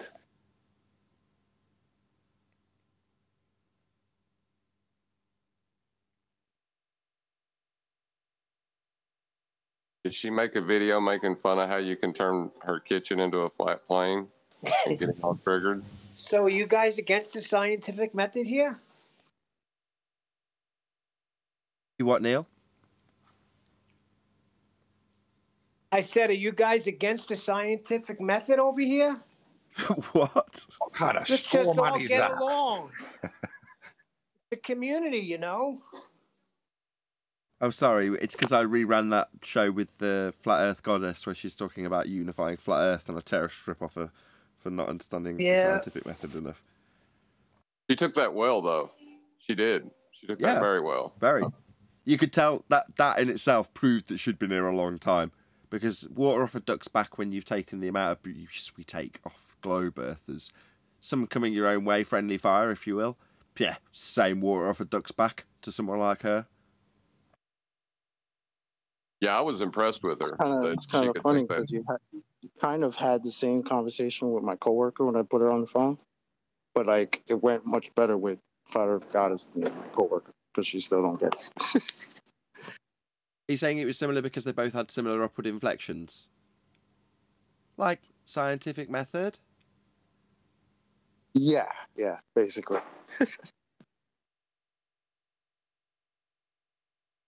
I do feel chocolate should be doing more, though, to unify Flat Earth. It's squarely on his shoulders, and I don't know why he's not taking the brunt of it. I'm good. I'm not thinking of fire. What the hell is that? No, don't worry, Chocolate. The burden's not on you. Let the truth unify, or let the truth divide. Yeah, just let it do its thing.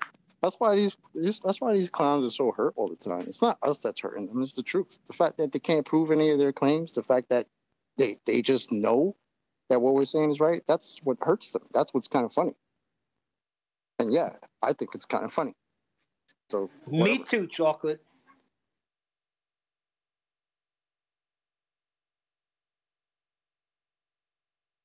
Hey, is this a good time to let everyone know that I was here before I got here? It's not possible, but I like the humour. That checks out. Can you give me a citation? Arwen was here before all of you. Prove that I exist. That's what my son said. My son said that to me one time. Prove that I exist. How do you miss that pun? I did. Citation is a citation to himself. Yep. Citation I wasn't part of any police. wave. I wasn't part of any wave. I was the baseline for it. Says prove. I know you're not going to do it, Neil, but like, let's just say somebody says, prove I exist, and slap them across the face and feel that. If they felt that, did you exist? Did you feel that? Get the hell out of here with that argument. It's so ridiculous. That was going to be my suggestion, Chuck. Just punch him in the nose and go, do you feel that? Yeah. Is it going to be pressure or speed?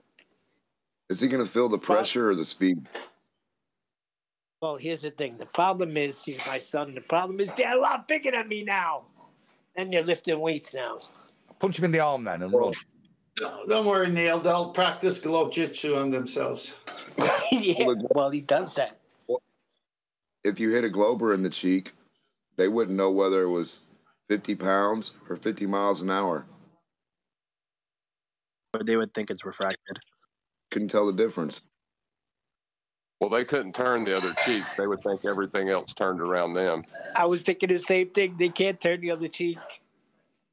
No, Neil, what would happen is you'd swing for him, and due to refraction, you'd miss him. Exactly. How'd you guess? But there's no ballers in here today? Nobody in here? What about that guy? Wasn't he supposed to come in Friday? I wouldn't be surprised if... he moaned at me in comments. He moaned. He was like, that's 2 Fridays in a row that you haven't run a show on Friday, moaning at me. I was like, I was in hospital. What do you want? I was literally in a hospital with a concussion and a head injury. What do you want? Me to run a show from A&E? No. Chocolate should have done it. Well, yeah. Why not? Yeah. I just told him you were scared. That's all I said to him. Well, he's keen. He should be here on Friday. But with the exception of people like him that are like, they think they've got a thing that they're going to come in and gotcha with it. There's going to be very few and far between globe heads that come our way, I think, from a couple of weeks ago. You know, it was a reasonably steady flow, a couple of weeks, say. But I think that will dry up. Because who's going to want to come and have them admit to having a flat plane to make their elevation angle measurements? Who's going to want to do that? All right, but what about the Morgile? I thought one time he wanted to come. And I was listening to Globebusters, and I was trying to get his attention, but I realized I was blocked in the chat. But I thought he was supposed to come in and want to discuss a few matters. Last time I spoke to him, he had computer issues, which, you know, Morgile's got woes. So I chased him for a bit. He bumped up his messages at my email but that kind of dried out. Once he's got his computer sorted, like anybody, he can just join the Discord server. But I think if he was capable of doing those sorts of social interaction things, he'd be doing them anyway, and he's not. So there's no point in me getting on him when he's like probably not got the capabilities for all I know. I don't know. That was how it was left. How is he? Okay, how is he on Glowbusters though? He's on there, so I know they listen to the show and they hear it. John, come on down. For what? Maybe he had a purpose and that purpose is now dissolved. I don't know. I can't remember the reason he wanted to come on. I like John the Morgile. I used to listen to his videos all the time. Neil, why are you such an instigator? These guys got my balls twisted last night. That's why. Oh, you shouldn't let him near him. Why'd you let him near him? Just forgive him. He's from New York. Anyway, I watched that show, Reacher. Now I'm in the mood for a fight. Yeah, but there's no sense fighting with other flat earthers. Not when 95% of the world believes it's a sphere. Hold on a second. They're into the dielectric acceleration nonsense, so I want to clear that air up. There's like 2% of 1% of a population that believes that. What does it matter? Truth matters. Truth matters. Brian, do you agree with me that truth matters? It matters. It matters. Yeah. We don't deal with it now. It's going to be a lot to deal with later. Same as the globe. When they started, I said this before, when they started coming out with the heliocentric model, if there was enough guys standing up to them, we wouldn't be in the situation we're in now. So that means that by extension, you think that whoever we're talking about has the capabilities of rising up and controlling the world in replace of big pharma and big business. You think that's a possibility that they're going to evolve into the next controllers of the world, do you, Neil? This 1% of the 1%. Did they think that way about the heliocentric model? They didn't think that way, right? But it did. Yeah, that's not fair, Nathan. In fairness, now, what he's saying is that all these things have a beginning. And if the lies aren't stamped out in the beginning, then those lies can grow. He can't see the future, but they can grow into things that they shouldn't grow into. Thank you, Brian. Well, I ain't saying that we should. Bloke claiming ghosts are real, boys. I was going to use Bigfoot. Adam and I are of like mind. I was going to go to Bigfoot. Adam was going to go to ghosts. That's where this is going. It happens every month. We do this once a month. No, it's not about ghosts and Bigfoot. No, but it's not that. It's not about that. It's not about ghosts and Bigfoot. They don't change the dynamics of the world people believe they live in. Yes. I'll put it this way. The very people, right? Let's go use Bob Nodell, right? He is talking from what I heard about on his latest Globebuster show. He's talking about bringing NASA to court, right? Now, he's also stating that helium will pool at the bottom of a vacuum chamber, right? He's basically stating that. The gas, helium, or hydrogen will pool at the bottom of a vacuum chamber because there is a constant down or whatever, right? Now, how serious are people going to take us if they hear him first and some random person in a laboratory shows with a vacuum chamber, or someone online like one of these online YouTube kind of science channels shows how wrong he is? I mean, how serious are we going to be taken? I mean, if you want the world to take it serious, you have to be willing to, stamp out the lies within your own community. I hate use the word community, but I don't have another one. Well, they used the word community. It wasn't exactly Bob. It was Whitsitt was talking about it, and a few others agreed to it that, yes, NASA can be sued. And then they were talking about, but somebody might get taken out. Yeah, but the point is that the funny part about that is that if that were to happen, right, and somebody were to come out and try to debunk that claim, so isn't that the claim that some of them on their own side make? That gas pools to the bottom of shit? Well, that would be funny because they come out and debunk their own claim. Maybe this is like a double cross, or like a, Yeah, I understand the logic of using chocolate, but the thing about it is the public aren't going to see the after effects of us saying that. They're only going to see someone who they view as a prominent flat earther, which would be Bob Nodell, being proven to be wrong. by a professional, what people would see as a scientist. Could be someone like Veritasium or someone like that, who just shows very simply that how he's wrong. You know what I mean? And that's all they need to show. And that's all the public needs to see. And that's what the public will get shown. So that's why it's important. So what you're basically saying is, really, this show should be considerably more prevalent. Therefore, the focus and limelight would be on us, and that would be much more beneficial to absolutely everybody. I think you're saying that, right, Brian? That's exactly what I agree. Think that's exactly what you're saying. I agree. I couldn't have said it better. Because we don't deal with I don't nonsense see on it this as show. I still, in spite of what you've just said, Brian, I don't see it as an issue because of what we discuss every single time, which is the 1% of the 1%. If you see the minority of minorities who do follow those people as eventually being led into deceit, or that there might be an opportunity for that person to reach a wider audience, if your objective is to ridicule the person in that instance, which we've already seen with Behind the Curve documentary, then they will seek out and find that type of individual, and that type of individual will be the source of the intended ridicule and humiliation that's going to be bestowed upon them because of their nature. Now, you could say that, well, I mean, I've certainly done this, by helping them not necessarily show that side of themselves, they won't humiliate themselves with logical fallacies that are demonstrated to prove the antithesis of what their intention was, for example. I'm trying to be vague but both specific at the same time here in what I say. So you'll help him, but that will just mean that there's going to be somebody else out there that would be the individual that they need as opposed to him. And there's always going to be a clown out there that's going to be asserting something nonsensical as, helium pooling in a vacuum chamber rather than expanding to fill the volume, which is what all gases do. There's going to be another person out there that can fill that person's shoes.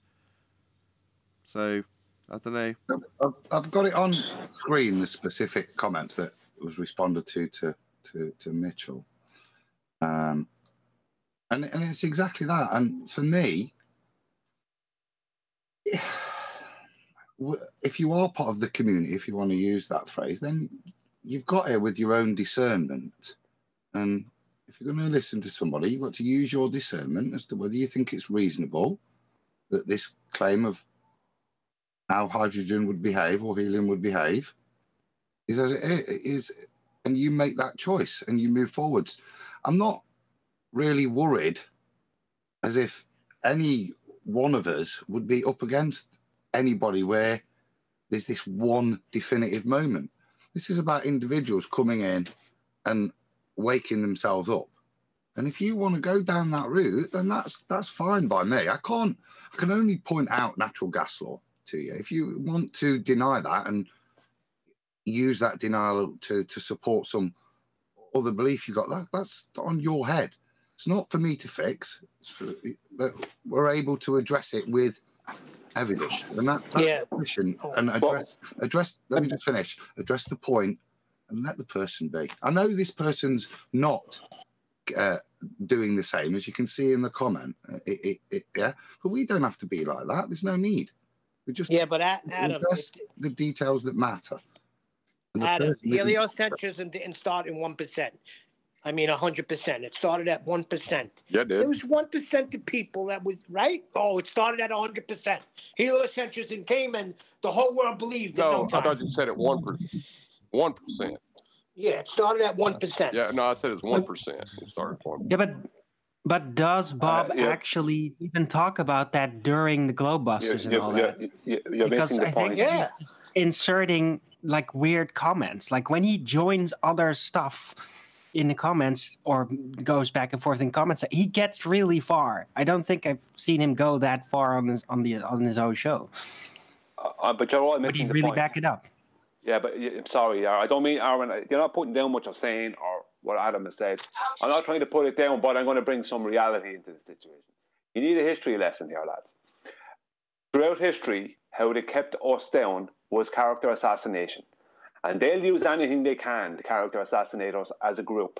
And we'll all be lobbed in as the same group. Whether we align ourselves with Bob or don't, or with anyone else, point is, character assassination is how they have always swayed the public against us. Our arguments have never been heard and don't get to be seen because they character assassinate us. That is the #1 weapon against us. That's what is being used against us by our present opposition who have been around for 8 years. That's what they've been using against us mostly. It's character assassination. You go onto YouTube, look for Flat Out, you see a load of character assassination videos. They're not debunks. They are straw man arguments and character assassinations. But the most powerful thing is not the straw man argument, it's the character assassination. And that's what will be used against us. And that's why it's important to have our P's and Q's in a row. I just want to see him demonstrate what he says. Terrible mic illegal. We can't hear you. Hold on. It got a terrible mic illegal. I don't know if you want to drop and rejoin again. I can just address that, Brian. I've got my P's and Q's in a row. So have you. I'm not worried about other people. I'm not here to convince them. Yeah? And I wouldn't... It's out there. People can read it. You make your own mind up for me. And I don't think there's no worthy of my time and effort. What are you trying to do? Convince Bob? What's no? I don't get. Bob has an audience, Adam. Yeah. Let me just try and boil down for Adam what I think they're saying. What they're saying is there's a potential for two things to occur. One is that somebody in the outside world that just wants to character assassinate us by stereotyping fallacy will latch onto someone like Bob who's getting it wrong and therefore put a bad taste in the mouth of everyone watching about flat earthers in general by stereotype fallacy, and they don't want to see that happen. Further to that, Neil's saying you've got to start somewhere, and we've got to squash out all the nonsense in flat earth, because otherwise that 1% will be equivalent to the globe, which started at that 1% and eventually grew to the whole of the Western world believing in it. Therefore, we've got to stomp out this nonsense wherever we see it. Truth is the truth. There you go. Those are the two positions that I see, Adam. I don't see stamping anything out. I think acting. Not stamping out, but bringing light to it. Bring the truth. Some light. Absolutely. And the way to bring light to it is to address the points. Like we're doing now. But Bob has a much bigger audience, and Bob has already been on a documentary that went worldwide. Bob is more well known than any of us. Yeah, lovely. And he's talking about going back on there. 1 second. Hold on, let him speak, because that is an outrage, you know. I should be just as well known. Go ahead. Yeah, exactly. But you should be, Nathan. You should be. I know you're joking, but you should be. But Bob is not the friend of any of us. So Bob doesn't care what we have to say about relative density equilibrium or the gas laws. And he's not interested. He's only interested in what he's going to say and his opinions, and that's what he will pump out. And he is more likely to get an audience than us because he's more well known. What an outrage! He should be interested in what we've got to say. That's really what he should be interested in. How dare he be interested in what he's got to say? He should be interested in what we've got to say, right, Brian? Well, that was true. I heard there, Brian.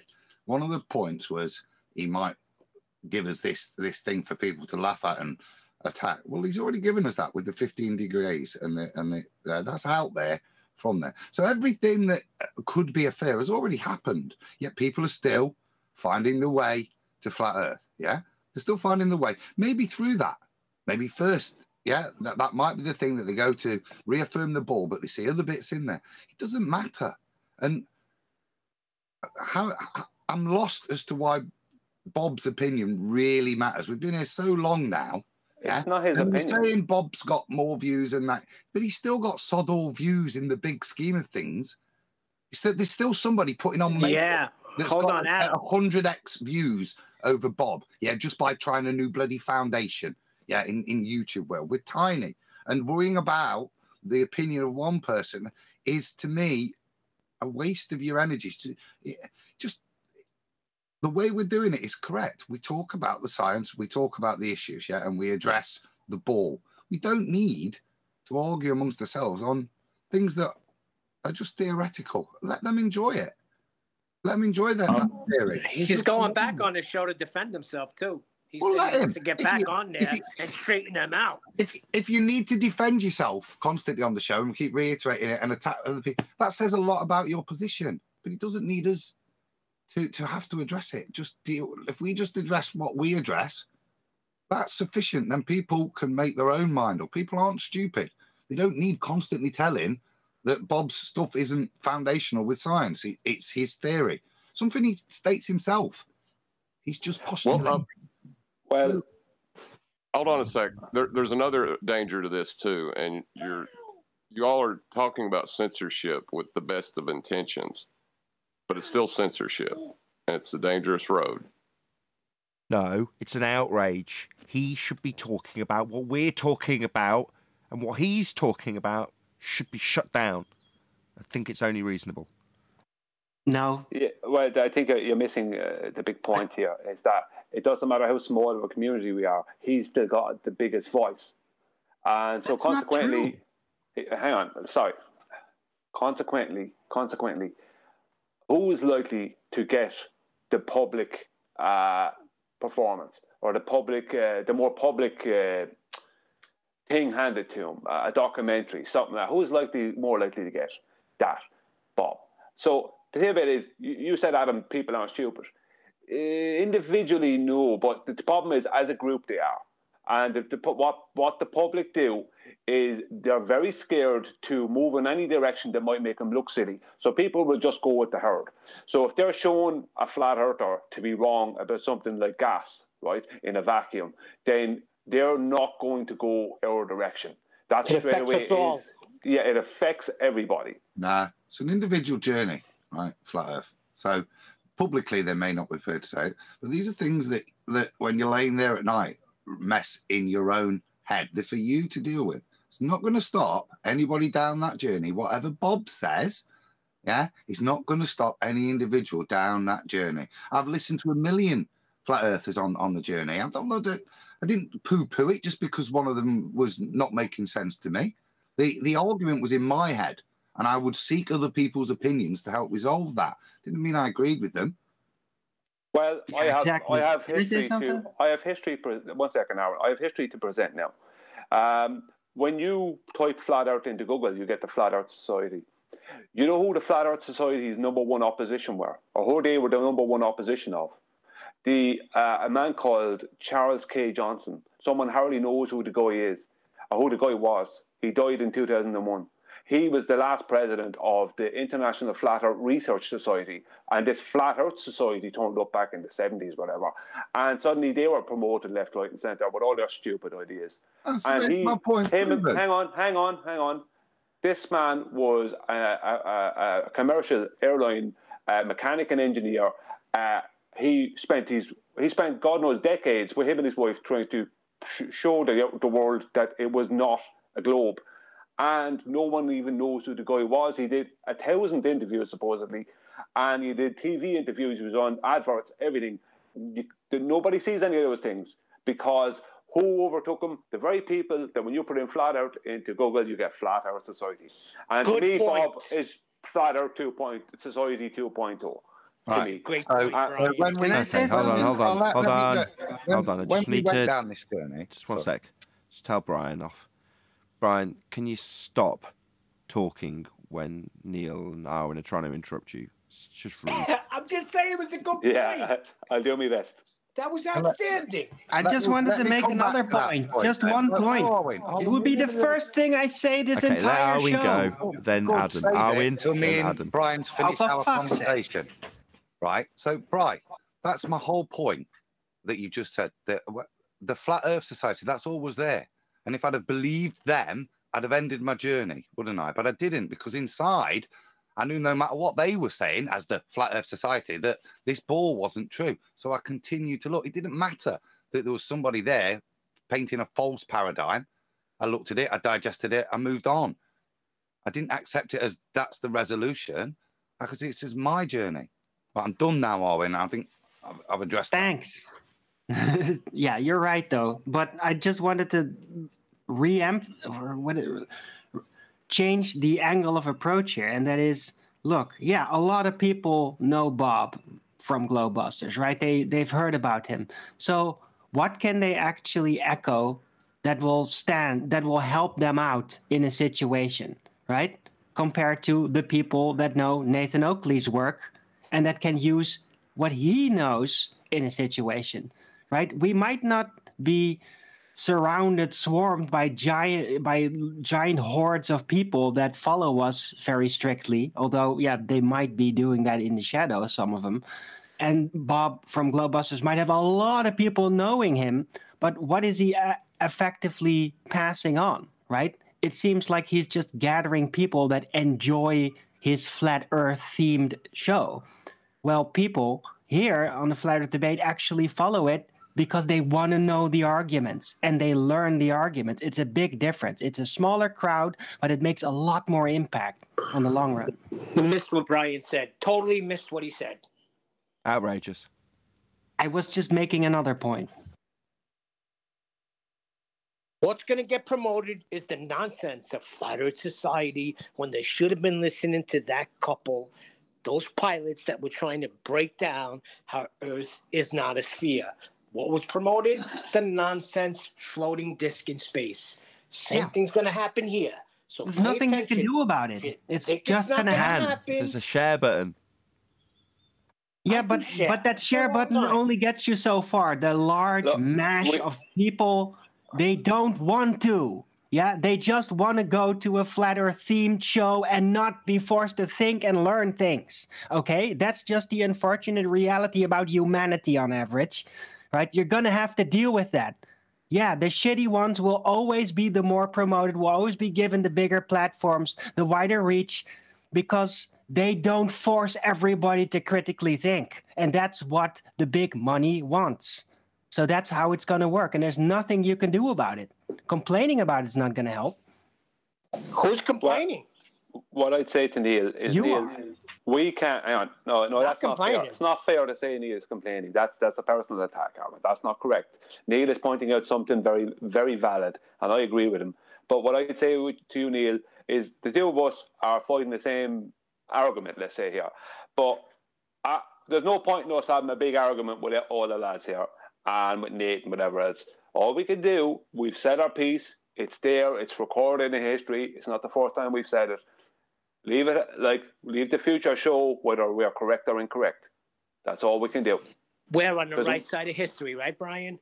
I'm disappointed nobody's addressing what I actually said. We're powerless. We're powerless as we are, Neil. There's only me and you, and maybe one or two of the other lads. I don't know. Agree. I haven't spoken yet. Want to join the fight? Well, it is a quest for truth, and I look at as when I first became a Christian, I started to read the Bible, and then I'd run into these different segments or Methodist, Presbyterian, all these different groups that call themselves Christians. And then my first question in a Bible study I was at was like, well, why are there so many when we have the Bible and we can just read the Bible? And that's where I got my education on this, was that instead of just going with what the Bible says, they add things or subtract things. And that's why you have people calling them out, saying they're okay on these doctrines, but they're wrong on these. Now, why people do that, it's obvious. Okay, so here's the point. Let's translate that to our forum. So you've got one thing in common, Flat Earth with Globebusters and us. But then they veer into other things that kind of like, wait a minute, if they go there, people are going to associate all Flat Earthers that way. So we're going to stand against that as an argument and let people know we don't buy into that deviation on the off topic. We are Flat Earthers. This show is about Flat Earth debate. And if we hear a Flat Earther say something wrong, we're going to call them out just like a Glober. I'm 100% for that. Purity of doctrine is key. And this is Flat Earth Debates. Agreed 100%. This is the real stuff. It's not going to be for everybody. But those that do come here and do see the value and that do pay attention and learn what we're talking about, they are going to be very capable in dealing with everything concerning Flat Earth and the globe out there. Well, that's where Adam is right, because it is an individual decision. But this is where Neil and Brian are, right? By saying, well, we're going to call it out so that people can make the individual decision. Well said. Definitely. I didn't say don't. I said address the topic, not the individual. I've got no qualms in addressing what a gas molecule would do if you left it in a vacuum chamber. Yeah, whether it would pool at the bottom or not. I've got no problem with discussing that. But we don't need to discuss who's saying it and what their motivations are. That to me is the differential I was drawing. Sure. Now, and you're right there, Adam. But at the same time, I remember when Bob called Neil me some names, and I hadn't said anything bad about him. That's right. And he did a slur against Hold up. Is this a who's Bob been the meanest to competition? Because I can... No, it's putting a face to the argument. What you said a couple of minutes ago was a bit of a straw man. Because what I was pointing out, what Neil was pointing out originally, was that because Bob has a bigger audience and has a bigger voice in the wider world, then what Bob is promoting, right, can be shown to be false and then can be used against all of us as a form of character assassination. So it's not about Bob. It doesn't matter who's doing it. The point is that if anyone who has a bigger voice and who's promoting something that's incorrect and it's gaining traction, it can then be shown by the mainstream to be wrong because it is. Helium won't pool at the bottom of a vacuum. And then it comes back on all of us. Doesn't matter if it's Bob. Doesn't matter who it is. All that matters is that it's the person who has the biggest voice and who can cause a problem. I don't care if it's Bob. The point I'm making is not even about Bob personally. It's about the situation that can occur. The defining moment was when Nathan went on the show and wanted to set the record straight on the scientific method. That was an epic moment in me, why I'm here. Because even though we argue amongst each other, but care for each other at the same time, that just means we're not, parrots. So the point was Nathan went there and tried his best. And I let the audience listen to the show. It just didn't go well because someone didn't want to listen. Someone didn't want to have a baseline of truth to take their ideas against, to see if their ideas match that baseline of truth. And so from that show, rather than be humble and say, you know what, I kind of misrepresented the scientific method, he got obstinate and started calling panel members names and went the other direction. And so that's a sad thing to watch, especially when he has an audience that talks about flat Earth.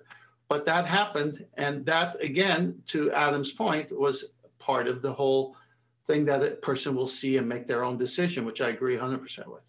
So you're saying that Nathan went over there and delivered his message? I agree. At great cost to Nathan's show. Yeah, He's missed the delivery part. Well, very good pun. The point is, it didn't serve me any at all, Neil. It didn't help. It didn't help the community. It didn't help anything. So, when I originally asked what's in it for me, that's why I asked that question. Well, it made you stronger. Hold on. It made the show stronger. I'm sorry. It made your show stronger. You're completely wrong. You lost 20,000 subscribers, but I started watching you because of it. Yeah, you're completely wrong. 10th Man started coming over to this show because of that. And 10th Man brought the sextant argument. And the sextant argument brought us to the origins of the globe model, which was elevation angles to Polaris on a flat Earth. So you're 100% wrong. That is the one thing I can say that you've said in all the time that I've known you, Nathan, that is 100% wrong. So, guys, what do you think about the Alley effect? I'm pretty I bet sure you've never heard that before. If 10th Man wasn't here, Arwin would have got to that argument eventually, Brian. Yeah, Arwin picks people's brains. He would have stole the argument out of 10th Man's mind. Yes! That's what argument does. That's what he Arwin did it does. to you, right, Brian? He did. That should have been the Brownian paradox, and it's called the Arwinian paradox. What's happening here? And Arwen said it. A little thought robber. That's what Calling you a mind thief. You just steal everyone's ideas, get in there 10 seconds before they've aired them. It's just typical Arwen behaviour, and we're sick of it. I'm sorry. I can't help myself. It serves a purpose. It's in the Minority Report. Oh. Yeah. Yeah, I'm actually, this is all an illusion. I'm actually lying in a tank surrounded by 2 sisters right now. Can you be surrounded by 2 sisters? Can 2 sisters surround you? Oh, yes, you could make it happen. It happened to me once. That was a reference to Minority Report. Anyway, but has anybody ever heard of the Alley effect? Because GeoShifter suddenly brought that up during my show today. And I was like how you completely blown away. Silky smooth skin over the age of 50? No, it's even said in the wiki, it's alleged. So it's not like really super confirmed, but it reminds me of the Cavendish test a bit. And it suggested that the Alley effect is like what they say, a gravitational blip. Something, an alteration of pendulum effects during a solar eclipse. And there's this guy that really set it all up. I don't know. It sounds really heliocentric machination, but I was just amazed that I've never heard of this. I've heard of that, yeah, that the movement. Yes, You stole another thought from Brian there. See, Brian had it already, and Arwen stole it. It's next level anti-flat Earth stuff when you really dig into what they're making as claims and the inertial reference frames that have got to be assumed and the description of the disturbance of the inertial reference frame and the wider reaching implications of an effect within the solar eclipse in a heliocentric paradigm. You're right, Owen, and I had heard of it before now. I'd like to add, by the way, that the guy that supposedly figured this out, I think, somebody directly tied in with him, created... What is it? Made him laureate the U.S. Gravity Research Foundation for his memoir on gravity. That sounds unbelievable. Well, if he keeps going in his studies further, he'll be plumb crazy. This is clearly Arwen looking for roots in to get his name on something still, I think. If this Alea guy can do it with this load of old nonsense, then surely Arwen can weasel in his name somewhere. No, I have more impactful actual plans than that. That's gonna force me to do less, right? I'm not gonna get a laboratory. Don't need one. Check it out. Doesn't everybody have memoirs? Doesn't everybody have memoirs of a 4D spending of space-time? This is a good a time as any. Does anyone have an extra argon pump laser just laying around their basement? What are you trying to prove? I got one in my glove compartment. It's important. We're not trying to prove anything. We're making an observation. I used to have 2, but they're all gone. So an argon pump laser is used in the delayed choice quantum eraser experiment in order for you to be able to quantify the fact that you're sending out 1 photon only. What's the relevance? I want to see if they can send out half a photon, or more, slightly more. What? I wasn't asking you. I was asking John. Yeah, well, he's working on what I thought up. Yeah, it's Arwen's baby. Arwen, you explain it. Well, Arwen is John when he feels that he needs to be. What? No. Hold on. When John hands over to Arwen, we know there's a lot of next level nonsense coming out of John's mouth. John, you tried to relay, right? I don't want to be by Nathan again afterward. Well, we're just wondering about the convention that we use to describe particle behavior, and if you can half the amount of energy required to create a single photon, and use 2 argon pump lasers at located at the same point at the same time, and still get a photon to appear on the plate, even though you've not generated the amount of energy needed for either laser to produce a photon by itself. Is nonsense. Basically. In that scenario, exactly. Hold on. You've got a scenario that hasn't got enough energy to produce a single photon, okay? But then you haven't produced one, so there's no impact. What are you talking about? Yep, that remains to be tested. Remains to be tested? I could... Yeah. No, it doesn't. That's right. No. Yeah. If you're not producing something... That's exactly why I made this is akin... explain it. Look. This is akin to Nathan. saying, right, Fiesta crashes. There's a car here we call a Fiesta. I'm sure you have it there too, right? And the number of Fiesta crashes is X, right? Now let's rewind to a point where there was no Fiestas created. And you say... It's just a question of time, given that there's no production method to produce the Fiestas, there's none being produced, but we're still going to have a crash with a Fiesta involved at some point. It's just a matter of time. That's what your statement's saying. No, that's absolutely 180-degree opposite of everything we're doing. Owen, are you saying, I've got a torch, right, and I know there's not enough power in the battery, that if I switch the torch on, I know there's not enough power for the light to come on. What will happen if I switch the switch on? Will it light up, even though there's only half enough power to generate it? That seems No, the point is to see if you can make the output of the laser be less than a photon. At least attempt it, right? It wouldn't be registered. It wouldn't be registered, but maybe if you combine it with hold on, let's just ask Owen a question. Hold on, Owen. What does quantum mean? What's that word mean? An amount. Right, a chunk. A discrete chunk, right? So you want less than a discrete chunk. This is nonsense. Yeah. Oh, yeah, see, here we go. Then that's exactly the response. That's why we're doing it. So let's back it up with Owen. Owen, this is to do with the energy in the orbitals, isn't it? So it's either... QE's kind of demonstrated it before. It's an all or nothing switch. Yeah? It's not you can have 3/4 of the atom. The amount of energy in that discrete quantum is there. When it's reached its emission, it emits. That's what forces the emission. So you can't force an emission with the less amount that you've already had to prove that you've already can demonstrate isn't emitting. Yeah, you don't get bloody 0.5 of an emission. You're just trying to give me a fucking headache. No, hold on. There's a point to this. Yes. And Arwen's not addressing it fully yet. But it's about the convention we're using to describe it. Now, if you can get an emission by combining two argon pump lasers at half power, what does that say about the conceptual particle?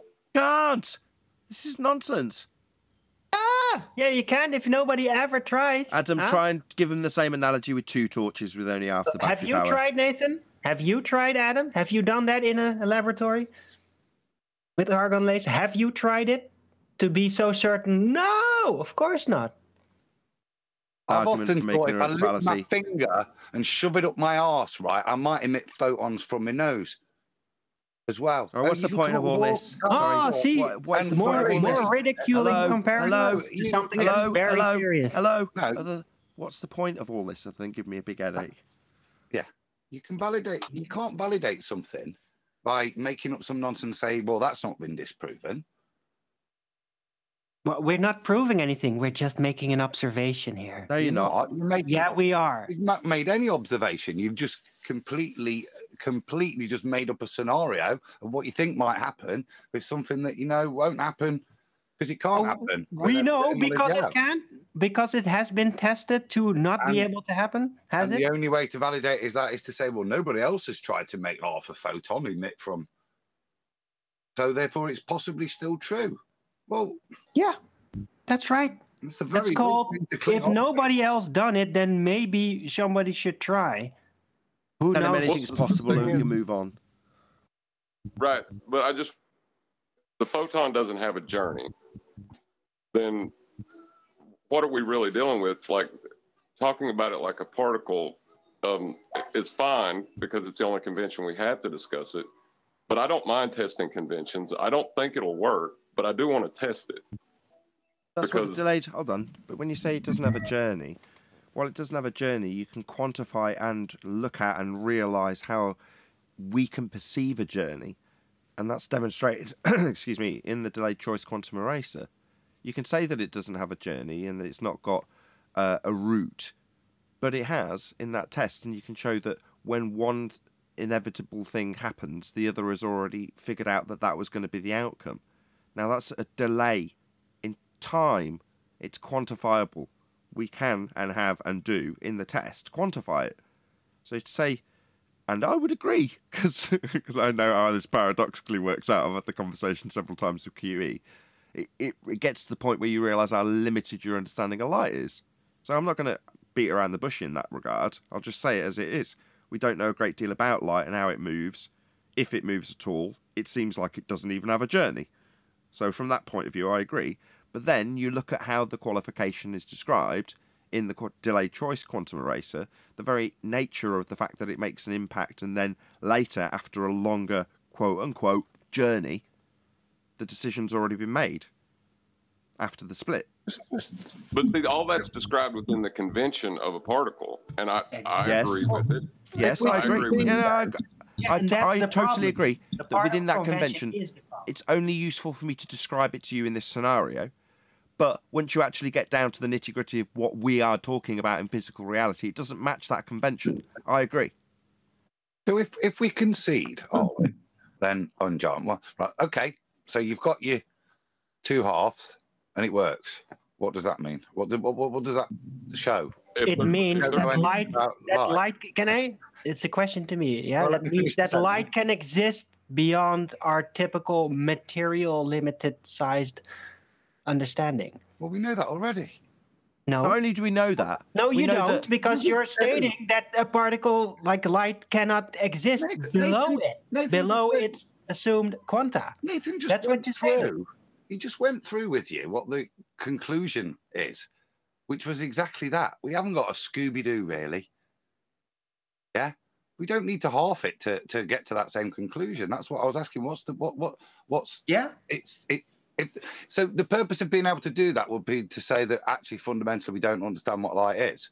Yeah, that's We're right. already there. Exactly. Wow. Yeah. And that my Profound. original assessment that light is purely bound in its quanta because of the minimum size of actual material particles that it interacts with in order to cause a reaction. Yeah? Yeah. And I am insistent to find a way to prove that light can exist below, smaller than, and Yeah, good still luck with be that. there, just not be registerable. Yeah, good luck with that. But when you start deriving Yeah. it out of an experiment Indeed. that's hyper-specific in terms of what it's trying to figure out, and then using one aspect that it uses to derive one packet of data, in this case a photon, and using that to say that outside of the convention and the experiment and not even anything to do with either, I'm going to use an argon pump laser to show that the packets are divisible. God, this just makes my head exactly. hurt. Yeah, it's What- such a other than us and losing that's the exact point. 95% of the audience. Can I ask a question? It's for the entire what? point. Is you giving you that headache. Okay. Can I ask a question? Okay, you can if I could just get to the end of my statement. Sure, go on. So, given that we've now lost 95% of the audience, what was this? What was the purpose of this? What did this achieve, Arwin and John? Figuring out the nature of physical reality and light, and especially disconnecting do light that. from particle You didn't do that. consciousness. That was what. Yeah. That's what Adam just went through with you.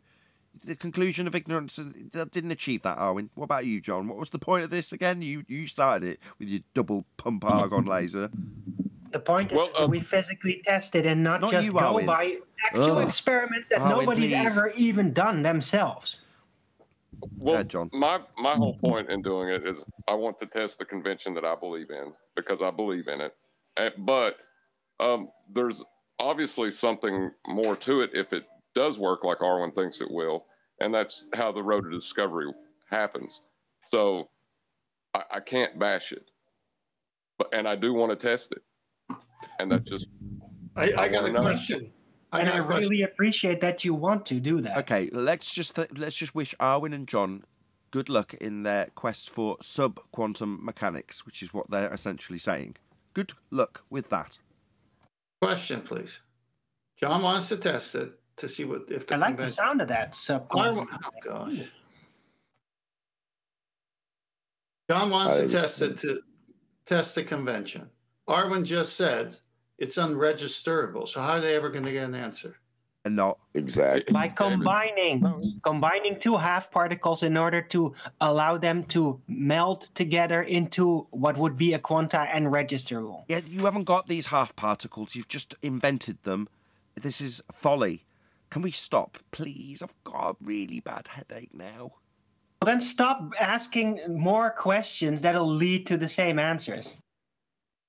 You mean like a particle or a grain or like a molecule or like a cell or an atom or a proton or an electron or an energy packet or like, which one are you talking about? Can you line them all up? No. Big headache. Light, exclusively light. Yeah. Right? Because no, light nothing. is claimed to be a minimum-sized indivisible unit, which is what a particle really stands for. Like matter, I think it's not that. I think it's infinitely splittable. You're getting told off from the peanut gallery now, Arwin. The tone has been set. That's fucking right. Wow. You know, when they believe I don't give a shit. You can all go and shit on my doorstep if you like. I really don't care. Listen, I'm onto something. I've been onto this for 30 years, and I will have it tested. Show us a proton. Show us a molecule and a particle and a proton and a cell and an electron and a nucleus. Show us all that shit together, live, or shut the hell up, cartoon man. What the fuck are you blabbering about, idiot? I'm not talking about all those things. I'm talking about the nature of light. Light, only light. You're trying to improve visible cartoons. Dude, he's talking about the minimal registrable amount of light you can get on a photographic plate. Are you retarded? You said you can't register it, you dumb dipshit. Shut the fuck up. You said you can't register it. You're the retarded one. Well, he did register, wasn't it? You combine two halves which aren't registerable and see if they could get it registered. And I understand their premise. I don't agree with it, but if we're going to criticise it, let's make me sense. Get it right. Yeah. Stop calling each other names. Right, if you're going to criticise it. Invisible unicorns, they're going to make the unicorn pop out. Yeah, somebody get John an Archon laser, and we can actually try to figure it out. And then afterward, if it didn't work, you can laugh at me. That's all fine. But until then, you're just being scaredy cats. Not actually having done any physical test for anything. No lasers needed for a laugh. Like I said before, all the lasers are gone. All the lasers are gone. You know, at one point in time, everyone believed light was a wave. And if you said it was a particle, they would call you a moron and laugh you out of the building. I think you need to take QE's approach and not discuss That's not light. true. Stop. That's not true. Right. In order for the reification of light as a wave to be derived from the wave function mathematically, somebody somewhere had to derive it mathematically first. That person knew damn well it wasn't a wave. And that person and the people who understood the mathematics also knew it wasn't a wave when they were describing probability distributions. So not everybody thought it was a wave. I can't let that fly. You're talking about after they come out with quantum mechanics, right? Well, no. Deriving light wavelengths isn't necessarily quantum mechanics. You can get to derivations of light and the descriptions that are reified afterwards of light of a wave without getting to quantum mechanics. It happened before that. Newton proposed a particle. The fraction happened before. Out of the building and said that it was a wave. Look, we're picking up a wave pattern. It wasn't until it was derived through, Yeah, but that's him. Exactly. Just because he has taken the descriptions, you're about to get there as well, Eli. Which is to say that description, where you've got probability distribution, diffraction patterns described. Oh, so what? That's just the mathematical description of a wave function. Well, any reasonably competent mathematician would understand that. Prior to quantum mechanics, they didn't have the convention to even describe it because they thought it was a wave. No, they thought it was... Yes. That's not true. That's not as I understand it. No, that's pretty correct, I think. It started out untested. It was untested and theorized about Einstein that it was a wave. And so people didn't know any better. And they thought, there's a good chance to it. Then later, all the laboratory testing was done. Quantum mechanics roll out of that, right? But the word they're trying to figure out...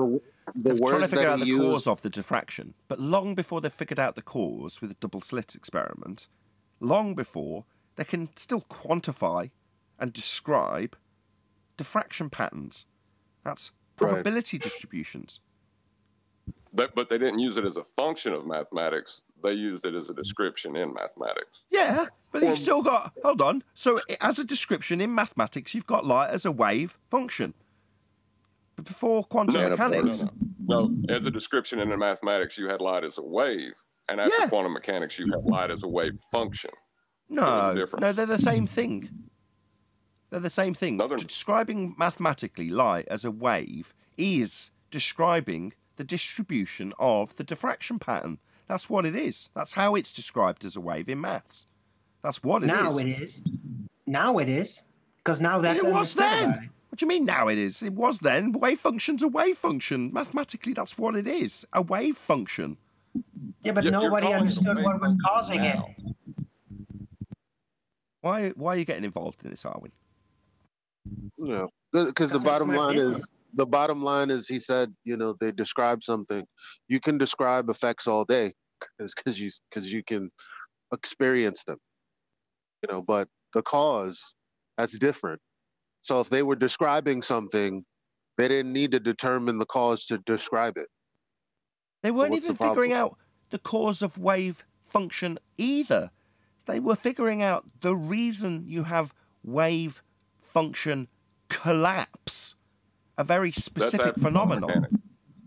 That's after quantum mechanics. Yeah, that's when you get to quantum mechanics. But up until then, it doesn't mean that nobody's described the probability distribution of a diffraction pattern. But what they're trying to figure out further down the road is, why does that collapse? Why do you end up with an actualization? That's your two lines. It goes through one slit, it hits behind it, as opposed to diffracting and splitting up into a distributable pattern that you can describe mathematically as a wave function, and had been prior to them figuring out that cause, and the cause being of the effect of wave function collapse. But see, that was after quantum mechanics showed the conceptual particle. It's interesting where we got from, because I think it started with you and Arwin saying, well, you can take like two things, putting them together, and then finding something that is detectable. Well, I mean, which means you don't have a naturally observed phenomena. Now it's all about us justifying what people have come and did before. When actually we were just saying, no, you don't have an experiment. You're not going to be doing anything. That's why I called it an observation. Anyway, I don't see what any of this is. I don't see what any of this is useful for. Go ahead, whoever. Yeah, well, you don't have to.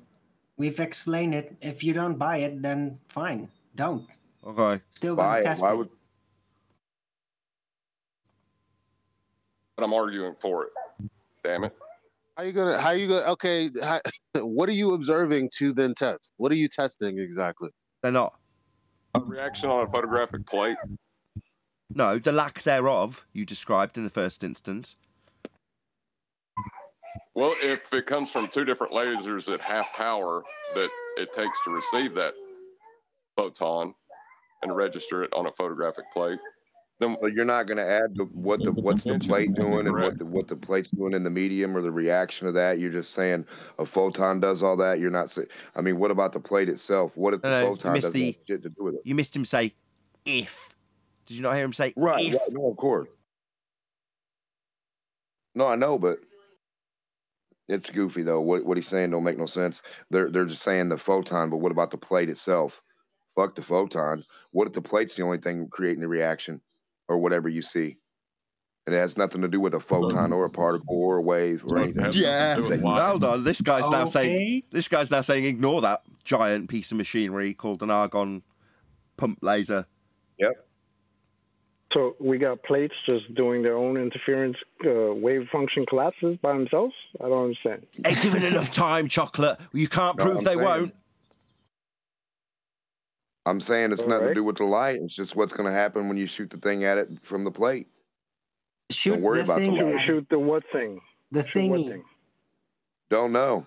Don't care. Hold on. He got caught out of his depth for a second there. And he's It's you shooting the thingy at the plate, not just the plate then. So I'm saying they're trying to say they're getting a reaction from an invisible half of a leprechaun that you can't see, and they're taking two half of leprechauns and they're adding them together to see a leprechaun. That's what they're trying to tell you, right? Yeah, that's so the phenomena. What's your problem? It's not the leprechaun you're worried about. They're looking at a plate. They're not looking at light. They're not looking at waves of light, and they're not looking at particles. So fuck their idea of light. They're looking at a fucking plate. No, so you're just not getting it. If you've only got two halves of a leprechaun, will you get a reaction on the plate is the question that's being asked, and the phenomena that's implied. If I say that maybe if we do have two half leprechauns, we might end up with a reaction. We just don't know. And you're not willing to buy it, so... Yeah, they're not willing to buy that they're looking at a plate. They're not looking at light. Once they look at light and go throw the plate away, once they got some particles of light and waves of light to show me without a fucking plate, I don't want to eat dinner. I want to see the light. Can we change the example from leprechauns? Because I don't want half wishes, okay? Yeah, well, I don't want half of particles on plates. I just want that pot of gold. Arwen, wouldn't I mean? Why don't you just why don't you just join their efforts with LIGO? Yeah, really. Cut yourself some time, save yourself some resources. Are they testing conventions at LIGO? Are you guys testing a plate? I don't know what they're doing at LIGO. The medium? The reaction of the medium? What are you testing? The visible light that doesn't exist? You can't see. Perturbation, don't you? I don't know, but it's very, very expensive. Which thing are they testing, though? The argon shooting through the medium of the light air? can be what we're testing is if light can be transferred at lesser than a single photon quanta. That's what we're supposedly testing. That's From where to where? How far? Through what medium?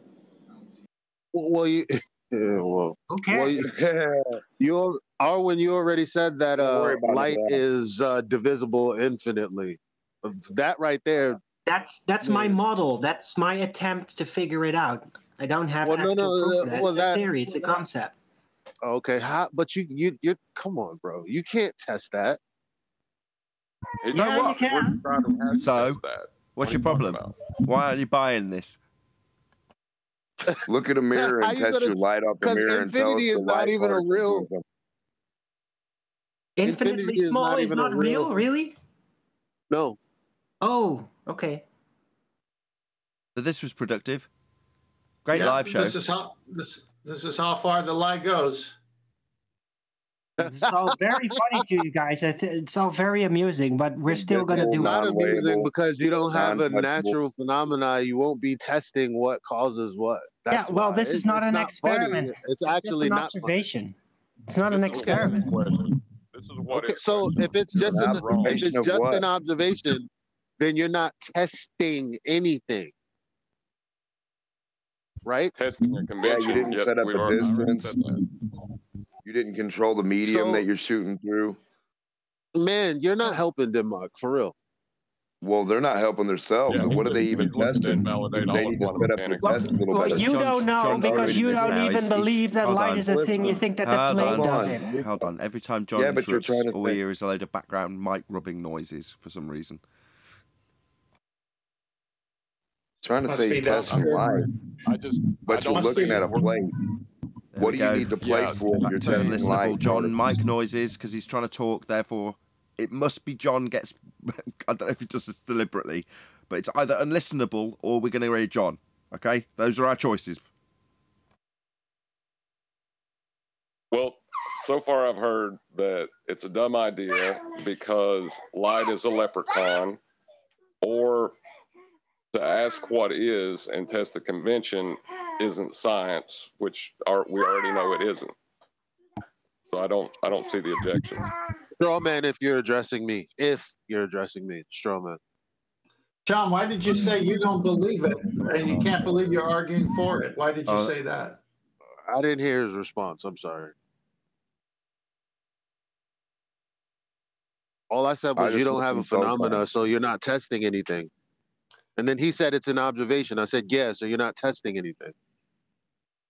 But John, you said we're just trying to avoid scientific scrutiny because we're not at that stage just yet. This is just preliminary. Can we please just try to figure out something new? Okay. Right, but can we do that without ridicule? Calm down. Like, why aren't you even curious about this? I don't Why understand. did John say, as a proponent of it, he doesn't believe it, he can't believe himself arguing for it? I want to know why he said that. I want to know why you guys are looking at a plate and saying what Light's doing by looking at a fucking plate. So if I go look at my dinner shut plate, your fucking mouth. We don't want to hear your stupid objections anymore. You're stupid. Can you just shut up and let us have the conversation? Shine your light on the plate and tell us what it's going to do. You're not being productive. You already said what you said like 3 times already. We don't need to hear it a 4th, 5th, and 6th time. I got your point. What kind of medium the is audience got I'd like to see What's his distance? I want to hear the exact measurements and the distances. We don't care. Shut up. You don't care about your own experiment? That's crazy. You don't even want to tell about your observations you brought up. Nathan, can you mute this ass? He's just disrupting the conversation here. Well, it's disrupting your wanton desire to talk total nonsense.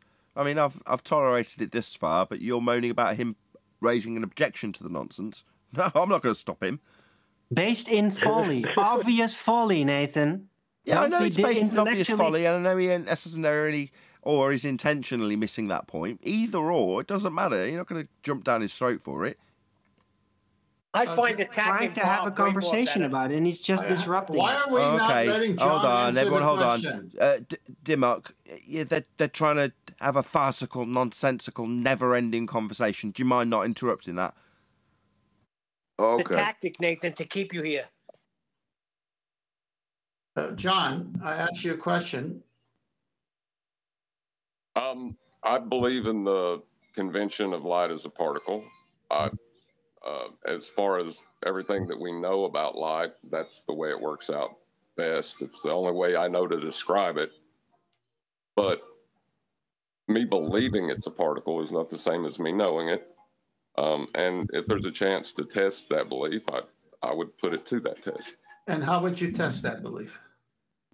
Well, if the amount of energy output from the lasers can create a single registerable photon on the plate from 2 different lasers that's not putting out the amount of energy to create that photon, then it can't be, then the convention's wrong. Exactly. And has that happened before? It's never been tested as far as I can tell. I've looked into it a bit. How could it be tested? New. Armin, I'm talking to John. So how could it be tested, and how do you know it wasn't tested when they were doing the initial testing?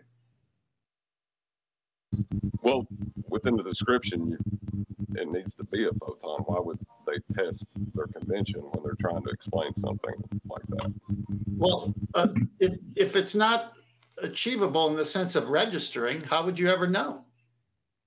Well, I just explained that. If it comes from 2 different sources, if the energy comes from 2 different sources and it is registered by the plate, then that means that the conceptual particle is wrong. Exactly. It means light can be transferred at lesser than a photon amount. And that proves? That light is not bound by that minimum quanta, that it exists below the quanta. So it's different the foundation for this particle claim. So different size for the chunk. That's right. So then what does that, hang on, so what does that prove? That proves that the original tests to establish the minimum sized unit convention of light was basically, misunderstanding. Or better equipment allowed you to measure even more detail, and the chunk became half a chunk. What does that prove? Well, that all depends on the available technology. Like, how far can you tighten it down, right? What is the minimum transferable amount of energy that can still, through multiple sources, then add up to be registered into a single photon unit? So if it's a chunk now, and you have this elaborate instrument that hasn't been created, gets created, that measures its smaller chunk, it's still a chunk, but smaller. What does that prove? It proves that light can be transferred below the minimum assumed amount that the particle claim has. So it's a smaller particle. Well, yeah. Yeah. Yeah. Okay. So what Tenth's asking is, given that that's your supposition in the first instance, beyond saying, well, I was right, what does this achieve? It achieves a new understanding of the nature of light, and that it exists in like minute quanta. Particle. But that is below particle assumption nature. Below current registering machines. No, that's the only way we can. We can only derive anything from matter. We can only derive things from matter. So, and this helps us because. I'm sorry, I wasn't looking for investors, right? This is an open test. We're trying to figure it out. I'm trying to go on a discovery journey here about the nature of light. Because I want to know. Because I want to know what it is. Oh, well, good luck with that. How small it can be. Oh, well, that's nice. I'm glad we spent 3/4 of an hour on it. But well, first of all, Nathan is saying because when you get to the point that you realize, oh, okay, there's a smaller registered light packet, what can we achieve by knowing this information? Why would it be exciting to know? Well, it has actual technological implications, understanding the light nature better, right? Even just for basic holographic understanding, just for how light can work. Like, why can something be lit up and then over a vast, vast distance be compacted? Like, are all those photons fusing? Like, if they're all minimum-sized units and they're interacting and then, like, none of that modeling even makes intuitive sense, right? I'm trying to figure it out. I'm just trying to figure it out. It's open. I don't have a hypothesis. Okay, thank you. Thank you. John, did you want to add something? Yeah, what I was going to say is if the energy is coming from two different distinct places, it can't be a particle. You're registering a discrete chunk of information, but the particle would be out the window if it comes from two sources. Okie dokie. Right, and from there we can move on. We can think up, if it turns out to be the case, we can think up, okay, what's next? What's the next test? I don't understand John's last statement. If it's a particle from one source and you have two of the same machinery, and wouldn't it be a particle from two sources? No, you're assuming a particle from one source, but it's like trying to say that you fired one bullet from two guns. It means your assumption of what that is wrong. There wasn't a bullet coming from your gun. That's a good comparison. Alrighty then. One bullet, two guns. Well, if you are amongst the 5 people still watching this stream, then unfortunately this is where we bid you farewell. So a huge, massive, enormous thank you to all of you who did tune in on either Nathan Oakley 1980 or Nathan Oakley Premiering streams, for hopefully smashing the super chat, liking, commenting, sharing, subscribing, hitting the PayPal link and all that good stuff. Another massive thank you to today's Discord and G+ panels for making today's after show possible. I've been Nathan Oakley and I will see you all in the next video.